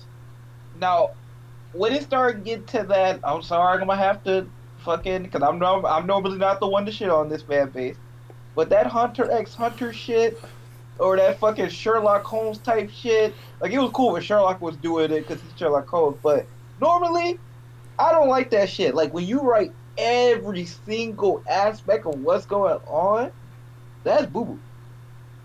But, I don't want to, like, complete silence either. Like, I like to, like, have some level, but, like, I want the dialogue to be raw. Like, I'm more happy with, like, let them fight or let them do actions, but them have the little raw ass dialogue, like when Luffy was like, "Oh, this no good. I can't beat you like this." Like, I was like, "Oh, he finna do something different." Okay, he said, "Fuck it, this ain't working no more," or some shit, or just some shit like that, or like when I be reading Gameron or something like that, where he was like, "All right, I finna," you like basically you have the dialogue. Or a nigga tell you he finna turn the fight around. This ain't finna go your way no more. You don't mean you're gonna use that? Yes, I must use it. Yeah, like I don't need that. Or I need no fucking random narrator coming out of the blue, fucking telling me everything that I just saw the chapter before the episode before. That's whack. And Abdel, there's nothing wrong with that, by the way. Not a single thing wrong with that. Because even when it comes to the realm of analyzing stuff, critically thinking and deconstruction, I think there's things that I'm bad at. I think I'm terrible at speaking on music and how music will enhance something. All I can do with music is tell you, I don't know, I like the song. Like, I literally don't know what to do with that. So I don't speak about music in almost anything that like we're talking about. Like, I don't talk about how much I love the anime. I might just be like, oh yeah, OST, yeah, sure, all, and then end the video because I just don't know how to describe it. Like, everyone's different. So I think we all have our strengths and weaknesses. There's absolutely nothing wrong with saying, hey, I like this. Why? I don't know. It's cool. I like this thing. This guy cool. He punch hard. He fuck niggas up. It's raw. And then you just keep it moving. There's nothing wrong with just saying how you feel. So I feel Sanji didn't change his arc. Trash. Luffy didn't win. Type beat. Yeah, you know what it is. But yeah, did you want to go, Lizard? Did you say anything? Yeah. Well, yeah, I kind of I'm more leaning on the show don't tell. Like, I mean, I don't as Vin said, I don't want nothing tell them. Like, I want them telling me nothing at all. But I like it when I'm able to infer or give my own thoughts or put my own views on it instead of just being a stated everything and I can't really think or do that myself. And to use one of Simi's favorite words, it kind of closes the cap box on what the story could be. Yeah. Cause as they Hunter. Wink. Bink bink. King was, I mean. Hunter. I mean, we just said this, so I'll just say it. But Hunter, they explain every single term, and then they don't leave it almost leaves no room for you to think. Oh, maybe it's this way. There's no room for interpretation. Yeah, basically, you can't interpret it. That's the word I was looking for. You can't interpret it in a different way, and that just seems boring to me. At the end of the day, I wanna I want to be able to say my thing, even if it might turn out wrong or anything. I just want to be able to do that, and I just don't I don't understand people that want everything spoon fed to them because it just seems boring, right? just everything being told to you, everything being like explained to you. My everything problem is the like, shit don't be complicated. Like I said, he just take an entire page to tell me he's sneaky. I don't trust him. Why did that take a whole page? That's what I'm saying. Like maybe like Nen Beast, you got to explain that shit. Do your thing, but bro, me having to sit through you talking about, I don't trust him. The way that he blinked and came in the room, he immediately looked all around as if he was up. Like, bro, keep it moving. It's cause of people like. I mean, this is kind of like thing. It's like One Piece, and like what like in like against Buggy, right? Like they need in order to say, oh, he beat a Buggy because of like actual like objective, like like to accept it, to accept it basically, right? And it's just like those kind of people that just make writers say, oh, I have to explain it because these dumbasses like won't understand it if you don't. Like Simi said, yeah. I don't like my intelligence being insulted either. That's why I don't like sometimes when they do this kind of stuff. Yeah, man, it's like, bro. Trust me, I know what I'm doing. Like the issue, like, listen, and it falls under the realm of freaking what the medium actually is, right? So I mean, I can't speak for everybody, but if I'm reading a light novel or a visual novel and the main character is explaining that the nigga walked in, he looked left to right and he's kind of shifty and he stands there for like 5 seconds, then he moves on to the corner and puts his head down and then puts his left arm in his left pocket, that's fine. Why? Because there's no visuals. So you have to explain to me what the fuck going on so I can visualize what's going on. In a manga, Hunter x Hunter, there's fucking visuals. If the nigga come in, he got little speed lines over him. You got a little panel of him looking to the left, and then freaking he kind of like drip some sweat, looking a little shady. Yes, we can tell he's freaking shifty. What the hell's going on? You don't have to have the freaking MC or whoever the hell the freaking scene is following point of view tell me for the next 3 pages that he's shifty. He's shifty. I can see that he's shifty. What's going on? But he didn't say he's shifty, so you might not be shifty. You might not know. How would you know if I don't tell you? How would you know? No, like, yeah. Yeah, I hate having my hand held, and I hate taking away, when you take away all aspects of freaking freedom, interpretation, exploration on the reader's part. At least allow me to freaking infer and come to my own conclusions myself before you give me the answer. But I don't know, man. It's Jesus Christ. That's something I really like about. I found myself really liking about like anime compared to manga sometimes. Is that I do say is because I wasn't somebody who originally cared about like who directing it and all that sort of shit. But as I grow older, like I do appreciate. The few times where I do appreciate the director kind of messing with what's going on is that they'll use the animation and like the visual representation of the characters, like facial expressions and look, and using the music to their advantage instead of necessarily just saying so. Or you can feel like when I look at a panel, I rather feel the panel through your pen work, through your art, than you writing he was scared. And because he was scared, blah, blah, blah, blah, blah, blah. I'm like, you can say that, but if that nigga look like he got a straight face, like that's not gonna do anything for me. I was like, what do you mean? Like, no, we have a pretty good example. The nigga in the Chaos Emerald. Talk about he's so heroic, he's brave. I'm like, I think he kind of just a murderer, but. He had the perfect body, nigga shoulder, freaking his left shoulder bigger than his right shoulder. Yeah, none about it that's symmetrical, let alone perfect. I don't know if you guys did see that it's supposed to actually be called the essence of nothingness, though. Haku did a video. Is that on what it's supposed to be called? Yeah, Haku did a video on it explaining that, and the translation for that in Black Shinsu Sphere holes whatever is like for Shinwan Ryu, it's like wrong. It's actually a really good video. I'll send it to you guys after. I guess that's way better than No, the but- essence of bravery. But we were talking about, I'm like, this actually ties into his character so much better. I don't want to get off topic and talk too much COG right now, but like, I'm like, do you know how much more sense this makes? Especially when it comes full circle, you think about what's happening with him right now. Come on, bro. But hey, Yeah, I really wish we would have had that back in the day, so we wouldn't have been killing it's him. the essence of That April, episode was funny though. Yeah. That episode never not gonna be funny. yeah. Essence of bravery. We were like, no, it's the essence of murder. The essence of nonsense. Essence of void, essence of April, essence of V, essence of murder, essence of violence. We had so many names for this shit. Essence of V, right? They said V was in the crystal? That shit different. That's one of the funniest theories. Man, I'm gonna go back. I'm gonna go life. back and watch that video. Oh god, that shit's funny as fuck. I'm gonna stream it later. We gonna watch it. I'm gonna tell you guys here right now. By the way, we gonna save the last two topics for the next one. Oh, okay. It's already 11:38, so Yeah, you're yeah. 12:38. Yeah, but all right, underpowered, weak characters, and really like timid. I'm speaking of characters in there like soon. I guess soon as the Kako, Suna becomes what he is, like a Shinji type. You know what I mean? Like underpowered. It turns out they're weaker than everyone else, or maybe if the world's about being intelligent, they're not as smart.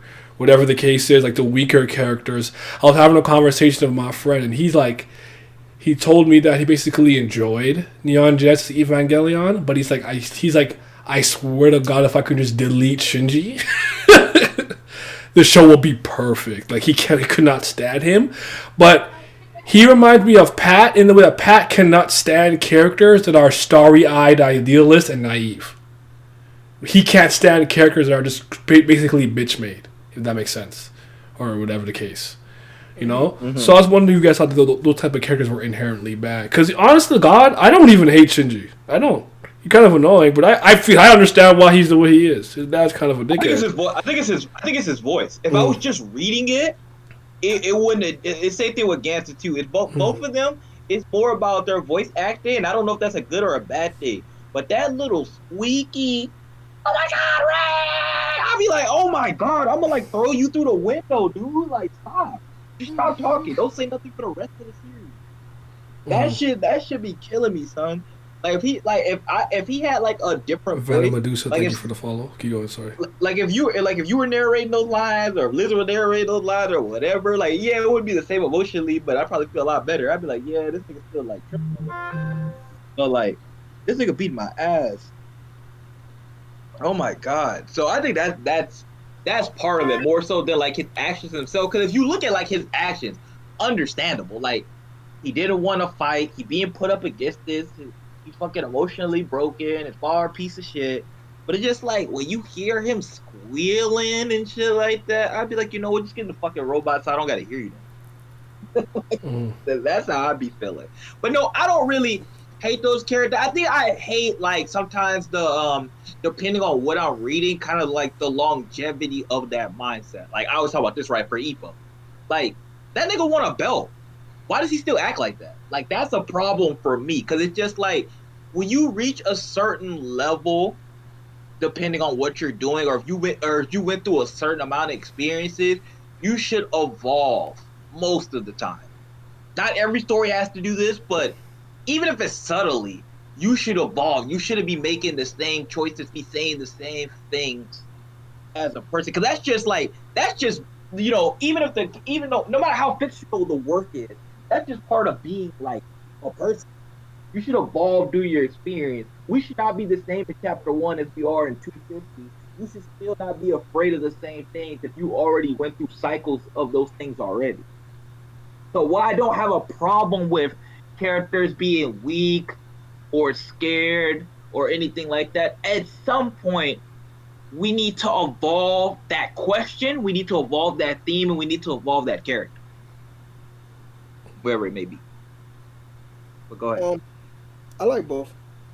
Like, I really don't have an issue with freaking either or. Naturally, how hard it hits depends on the freaking story and the thing that story is trying to freaking tell. But yeah, I don't have an issue with freaking whiny characters, weak characters, scared characters. and I don't have an issue with freaking. Of course, we talk. I'm assuming we're talking about from the aspect of like the main character, right? Hmm. Yeah. So, and I don't For the have an most issue, part. yeah, issue with more freaking stoic characters or more overpowered characters with freaking the MC. But I mean, I can understand why folk don't like weaker characters or whatnot. I It really just not an issue to me, like at all. I know if people love to freaking I'm gonna be back. My bad. slander. Go ahead, yo. I'm gonna be back. I'm taking out the track. Do your thing, Alright, brother. I know, I remember when freaking My Hero first came out, and everybody out the freaking wazoo was slandering freaking Deku, but I'm like, bro, I don't get it, man. I don't understand why y'all even slander him to begin with. I mean, I You don't know, relate to bro, him, but I just did it to be a dickhead. I mean, well, we know about you. What is that supposed But to it's mean? the story starts with him in middle school, and you have a world where everybody is extraordinary, and you the only man who's not even a little bit, and you idolize the most extraordinary person in the country. Why the fuck would you not be freaking sad and crying? I would be fucking crying. Damn, what the fuck? Like it is. I don't know, man. Like he is young. He's in a world where freaking everybody but him could do shit. He feels isolated and alone and whatnot. He's also very brave, so. Yeah, but we're not even gonna talk about it. We're just talking about his initial, how he came off initially, because folk was slandering him. But I'm saying he showed that bravery in the first episode / chapter when he saved Bakugo. That's what I'm saying. Right? And it's like, yeah, I'm like, son, freaking, I totally understand where he's coming from. I feel for him. Like, you telling me every single person in my country got powers, but I don't? Are you kidding me? Who do you think you are? I am. And the one thing that I want to be, I cannot be, because man is not born equal. Son, I would be depressed, but I would be in my room crying. What the fuck? So, characters like that, I have no issue with them at all. And I don't have issue with moral characters either. So it's really obnoxious to me when I see folk slandering fucking characters or whatnot. And it's even more obnoxious when y'all then freaking flip the switch. Because this is not saying that you can't change your opinion. The point I'm trying to make is, when you make it a point where your whole personality is revolving around slandering a fucking character left and right in the mud, you're not giving them no type of nothing, then all of a sudden when they finally do get their quote unquote character or character development and they become a more better person in your eyes, now they're good. Get the fuck out of my face. The boat already long gone. Yeah. Pour empty. That's so shallow, surface level. Not that I'm saying you can't do that. I'm just saying I don't buy it. That's basically what I'm saying. If you shit like that, so yeah, I feel it. He's not an edgy self-insert. Yeah. Yeah, I don't know. I actually like characters like Shinji stuff. Like Simi said, it makes sense. Like, as long as it makes sense. Like, I may not vibe with it personally. You do, like, honestly, this might sound fucked up, but like Suda is the most egregious version of this to me, because he gets bad grades too. Like, boy, you can't be getting 0 out of whatever, bro. 0. So no good Suda. I like Suda, but I'm just saying, like, damn. But like, no, I'm gonna hit him. Like, it's one of those things. Like, I could never tell you what kind of character I'm gonna like. It just depends on execution and what happens in there. I don't relate to Deku. I don't really vibe with Deku. I don't think he's a bad character. Nor do I think the way that he is like doesn't make sense. I think it makes sense. By the end of the day, I always respect characters like him and like Usopp, because they're actually brave. I don't think fearlessness is courageousness. If you're fearless, you probably got a couple of screws loose. You don't really understand the concept of feeling fear. But if you actually get scared, but you're trying to fight through that and overcome it, to me, that's real courage. Shout out to Zappelli. That's what he said. And I fucking agree with that. I'll never forget that. He said, what's holding his wine in his hand, talking about, do you know what real courage is? A fly is not courageous. He does not know what he's doing. I'm like, oh, hold on, he's spit. Send a wave, Keek. So yeah. Go ahead, brother. Yeah. I mean, I'm gonna say what everybody else basically, but yeah, I really don't mind. I don't mind. First of all, I don't hate. I actually more like these kind of characters than I do hate them because, you know, obviously it ends up on execution, but there's not inherently nothing inherently wrong, like as everybody's basically been saying. And it's just like, I know we're all rawness merchants, right? In here. To an extent. My thing is, right, when I usually think of a rawness merchant, I don't like, oh, he just overpowered for the sake of being overpowered. You talking about soul leveling? Yeah, yeah. Nah, but like, I like characters that fucking like. He's raw because he just say cool shit and he just get shit done. yeah, I mean, yeah, but like, you know, like, but this is a tweet I said, seen that I kind of agree with. Just because somebody's raw doesn't mean they're like, you know, good. You know, they're not well written, or like they're not a good character. Just because somebody's raw doesn't mean they're good. They're a good character, and I agree with that. Like, you know, it's kind of like, it's almost like either way. It's kind of easy to make a. I'm not gonna say easy, but it's kind of like it's not the hardest thing in the world to make a raw ass character and to make a whiny, like, you know, like a weak character, but doesn't mean the whiny character is like somehow worse than the raw character. And yeah, and it's just how, honestly, at the end of the day, it's just how it's executed, and I just don't really mind. Like, I don't have a venom hate for these kind of characters. I have other types of characters I can't stand, but yeah. Yeah.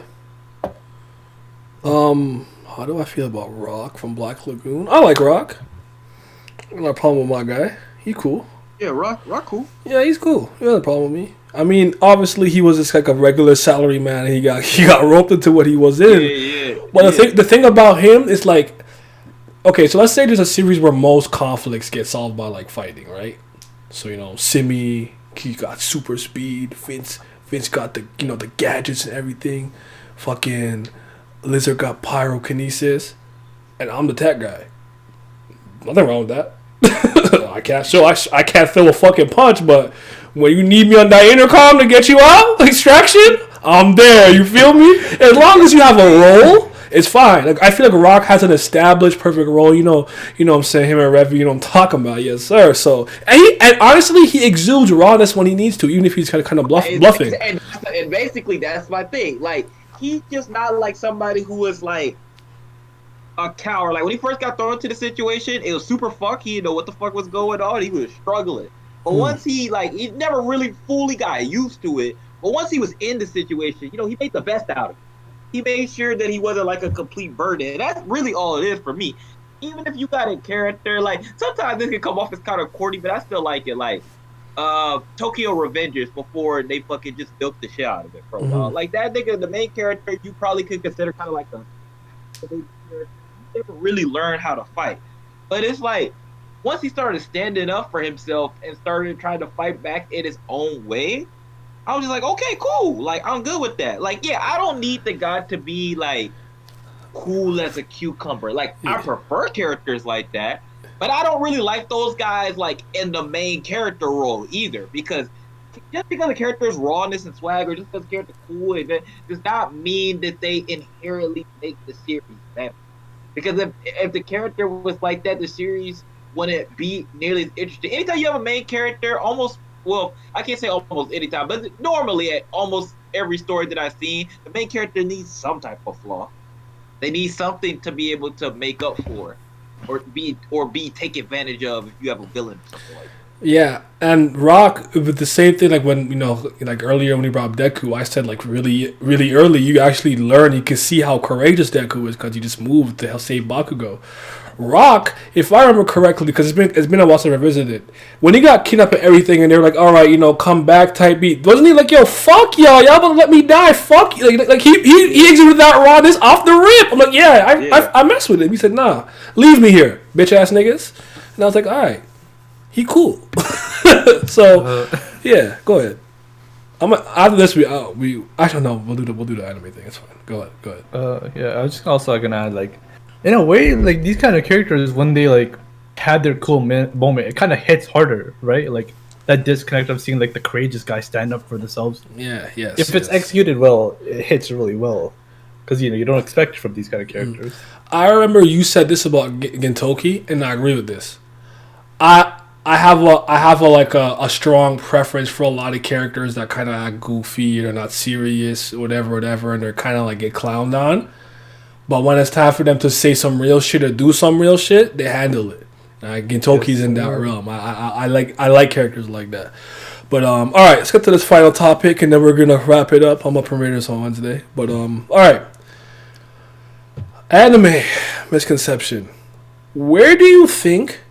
I mean, the question kind of answers itself, but we'll just get it. We'll hash it out. We'll break it down. But where do you think the misconception of like having a lot of money or budget equates to good animation?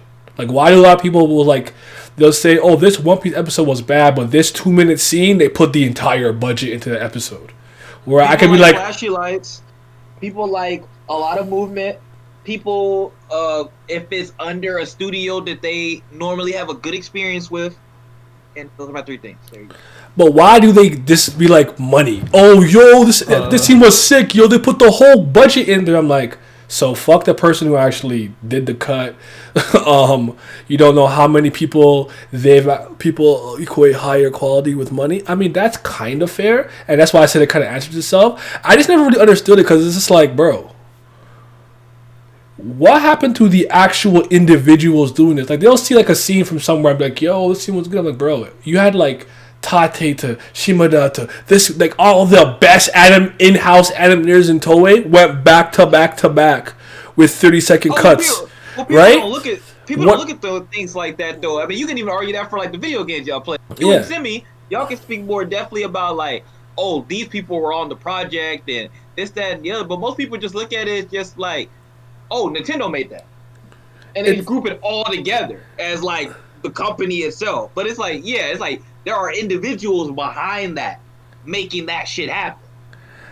I don't know, cause like it isn't, cause like for me, like I'm always more interested in the talent and the production, the pre-production, and leadership and this stuff like that. Like, yeah, we did speak about this in the other podcast a little bit, but what I'm saying is that one thing that will always make Bob usually make or break his show is the pre-production schedule. Setting things up to what's going to happen while it is airing and you're still making episodes. Who are you sending? Who are you outsourcing to? Who gets this scene? Who's the background animators? Who's foreground? Who's character models? Who's doing 3D, right? All that stuff. And it's like, what about the actual person themselves who made the scene? So fuck what they did. You just threw money at them and all of a sudden their stats went from 1 to 10? No, they're a good animator. Where the fuck is I threw the whole budget at this scene, made the scene good? No. Do you know how many great anime had incredible budgets and actually looked terrible? And then y'all love the first season of One Punch Man. That had an average anime budget. But you know what happened? They had a great fucking team. We don't highlight that as a society looking at individuals. So it doesn't get put in that light. Like, as I've grown up and as I've talked to like people like you and Simi, I've grown to more appreciation for stuff like that. Or I go to, as I've gotten older, I've gone to like, okay, who did that? Like, I get more interested. But most people, they just kind of look at the surface level of it. Because, you know, the people who do a lot of that work, it's kind of a thankless job. You're behind the scenes. You get paid, you do it, but they're thinking the business itself or the company itself rather than individuals. Like, a lot of people are not looking at that and going, you know, like I said, thinking of it as individuals. They're looking at it as a whole group effort. It's like I said, it's a thankless job. You're not looking at individuals. So I got 2 things to say. I think it's, as someone who freaking used to actually say that stupid shit, I think I might be able to shed some bit of light, but I think it's 2 things. I think both of them are subconscious. And Gulad is the one who brought up the first thing. You know, I really blame freaking Western media, right? Because most of the people who we see, speaking our language, English, they are Westerners. They not may not necessarily be from America, but they still reside on the Western side of um of the globe, right? And whenever a movie comes out, what do you hear? How much money it took to make the movie, right? Type B. Even if you're not a movie head or anything like that, you already know that how much movie it took. What the fuck, man? How much money it took to make the movie and whatnot. So you already have that you already subconsciously have that in your mind, growing up around that money equates to freaking better special effects, freaking better action scenes, better explosions, better environment, better props, so on and so forth. And then for me, I think it's an Ouroboros effect. Snake endlessly eating itself. You'll get into a Liquid? medium. I gotta help myself. Sorry. You get into a community, right? You're brand new to this shit, and you see literally everybody say the same shit over and over again. They put the budget in this, they put the budget in that, they put the budget in this, they put the budget in that. You just naturally start fucking saying that shit. I'm speaking from experience. I used to say that shit, and it wasn't even on no purpose, nothing. It's just when you see other people talking about it, the general thing that you see is them saying that. So you just start repeating it. If you don't do any research, you don't look up anything, you see everybody saying that, you're just okay, well, whatever. That's just the way it is. Then type B, So I think those two things subconsciously, on top of the fact that we live in a very anti-research era, but I'm not even going to talk about that. Yeah. Those two subconscious things put together puts this whole freaking trope up, or I should say stereotype of, oh, they put the whole budget in that, oh, you votable got it, they fucking they avoid their taxes, they gonna put the whole money in that, type B. Instead of actually thinking about the individual people who freaking drew all of these freaking frames and the people in the fucking studio and whatnot. I think that's where that comes from. Yeah, they get that with the taxes. Go ahead, Lizard. Yeah, want to say? I mean, people in the chat and you guys basically made the point. It's just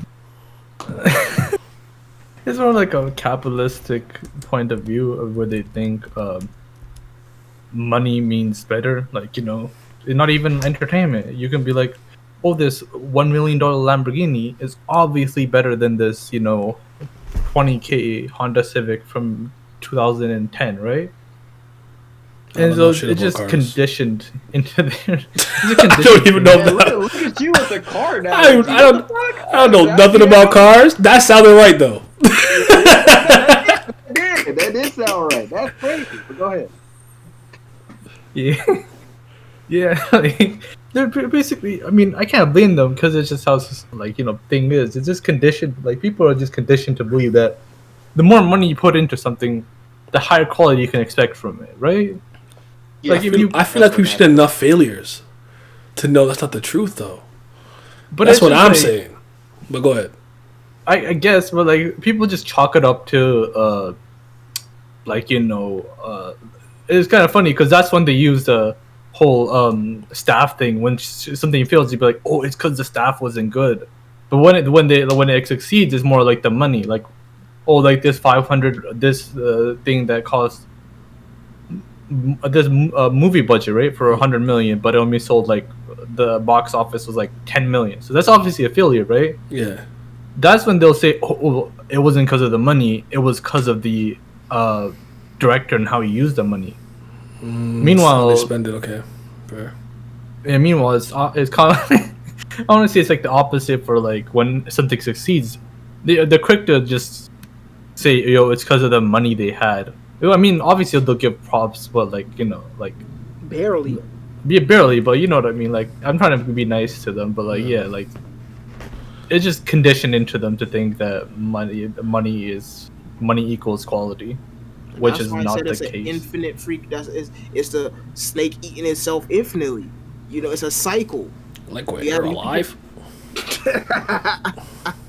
You see freaking everybody else saying the same exact thing without batting an eyelash, and you think, okay, well, whatever, that's just the way it is. And you start saying that, and then you contribute to that, and then more people come in, and then so on and so forth. And on top of the whole money equals better gimmick ingrained into fucking everything, nobody cares to freaking think outside of that. And on top of niggas not wanting to freaking being allergic to Google.com.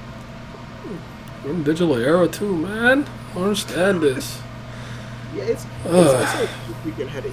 It's a giant headache. Like, no matter how many times a Dragon Ball fan will tell you there is no such fucking thing as Dragon Ball Z. The whole series is called Dragon Ball. Doesn't matter if Goku is a fucking embryo, a kid, a teenager, an adult, dead in the grave, a ghost. It's all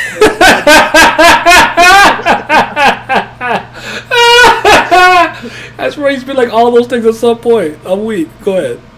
Oh man, freaking! It doesn't matter. It's all called Dragon Ball, but the fact that everybody just called that shit, oh, when Goku was a kid, it was called Dragon Ball. When Goku was an adult, Dragon Ball Z. They're gonna keep saying that, right? And it's an endless fucking cycle. So, I really just feel like You said Google fraudulent. You checking one source? You hate to see it. Bingo. You're a rookie. You said Bing. I use Bing. Yahoo search. There you go.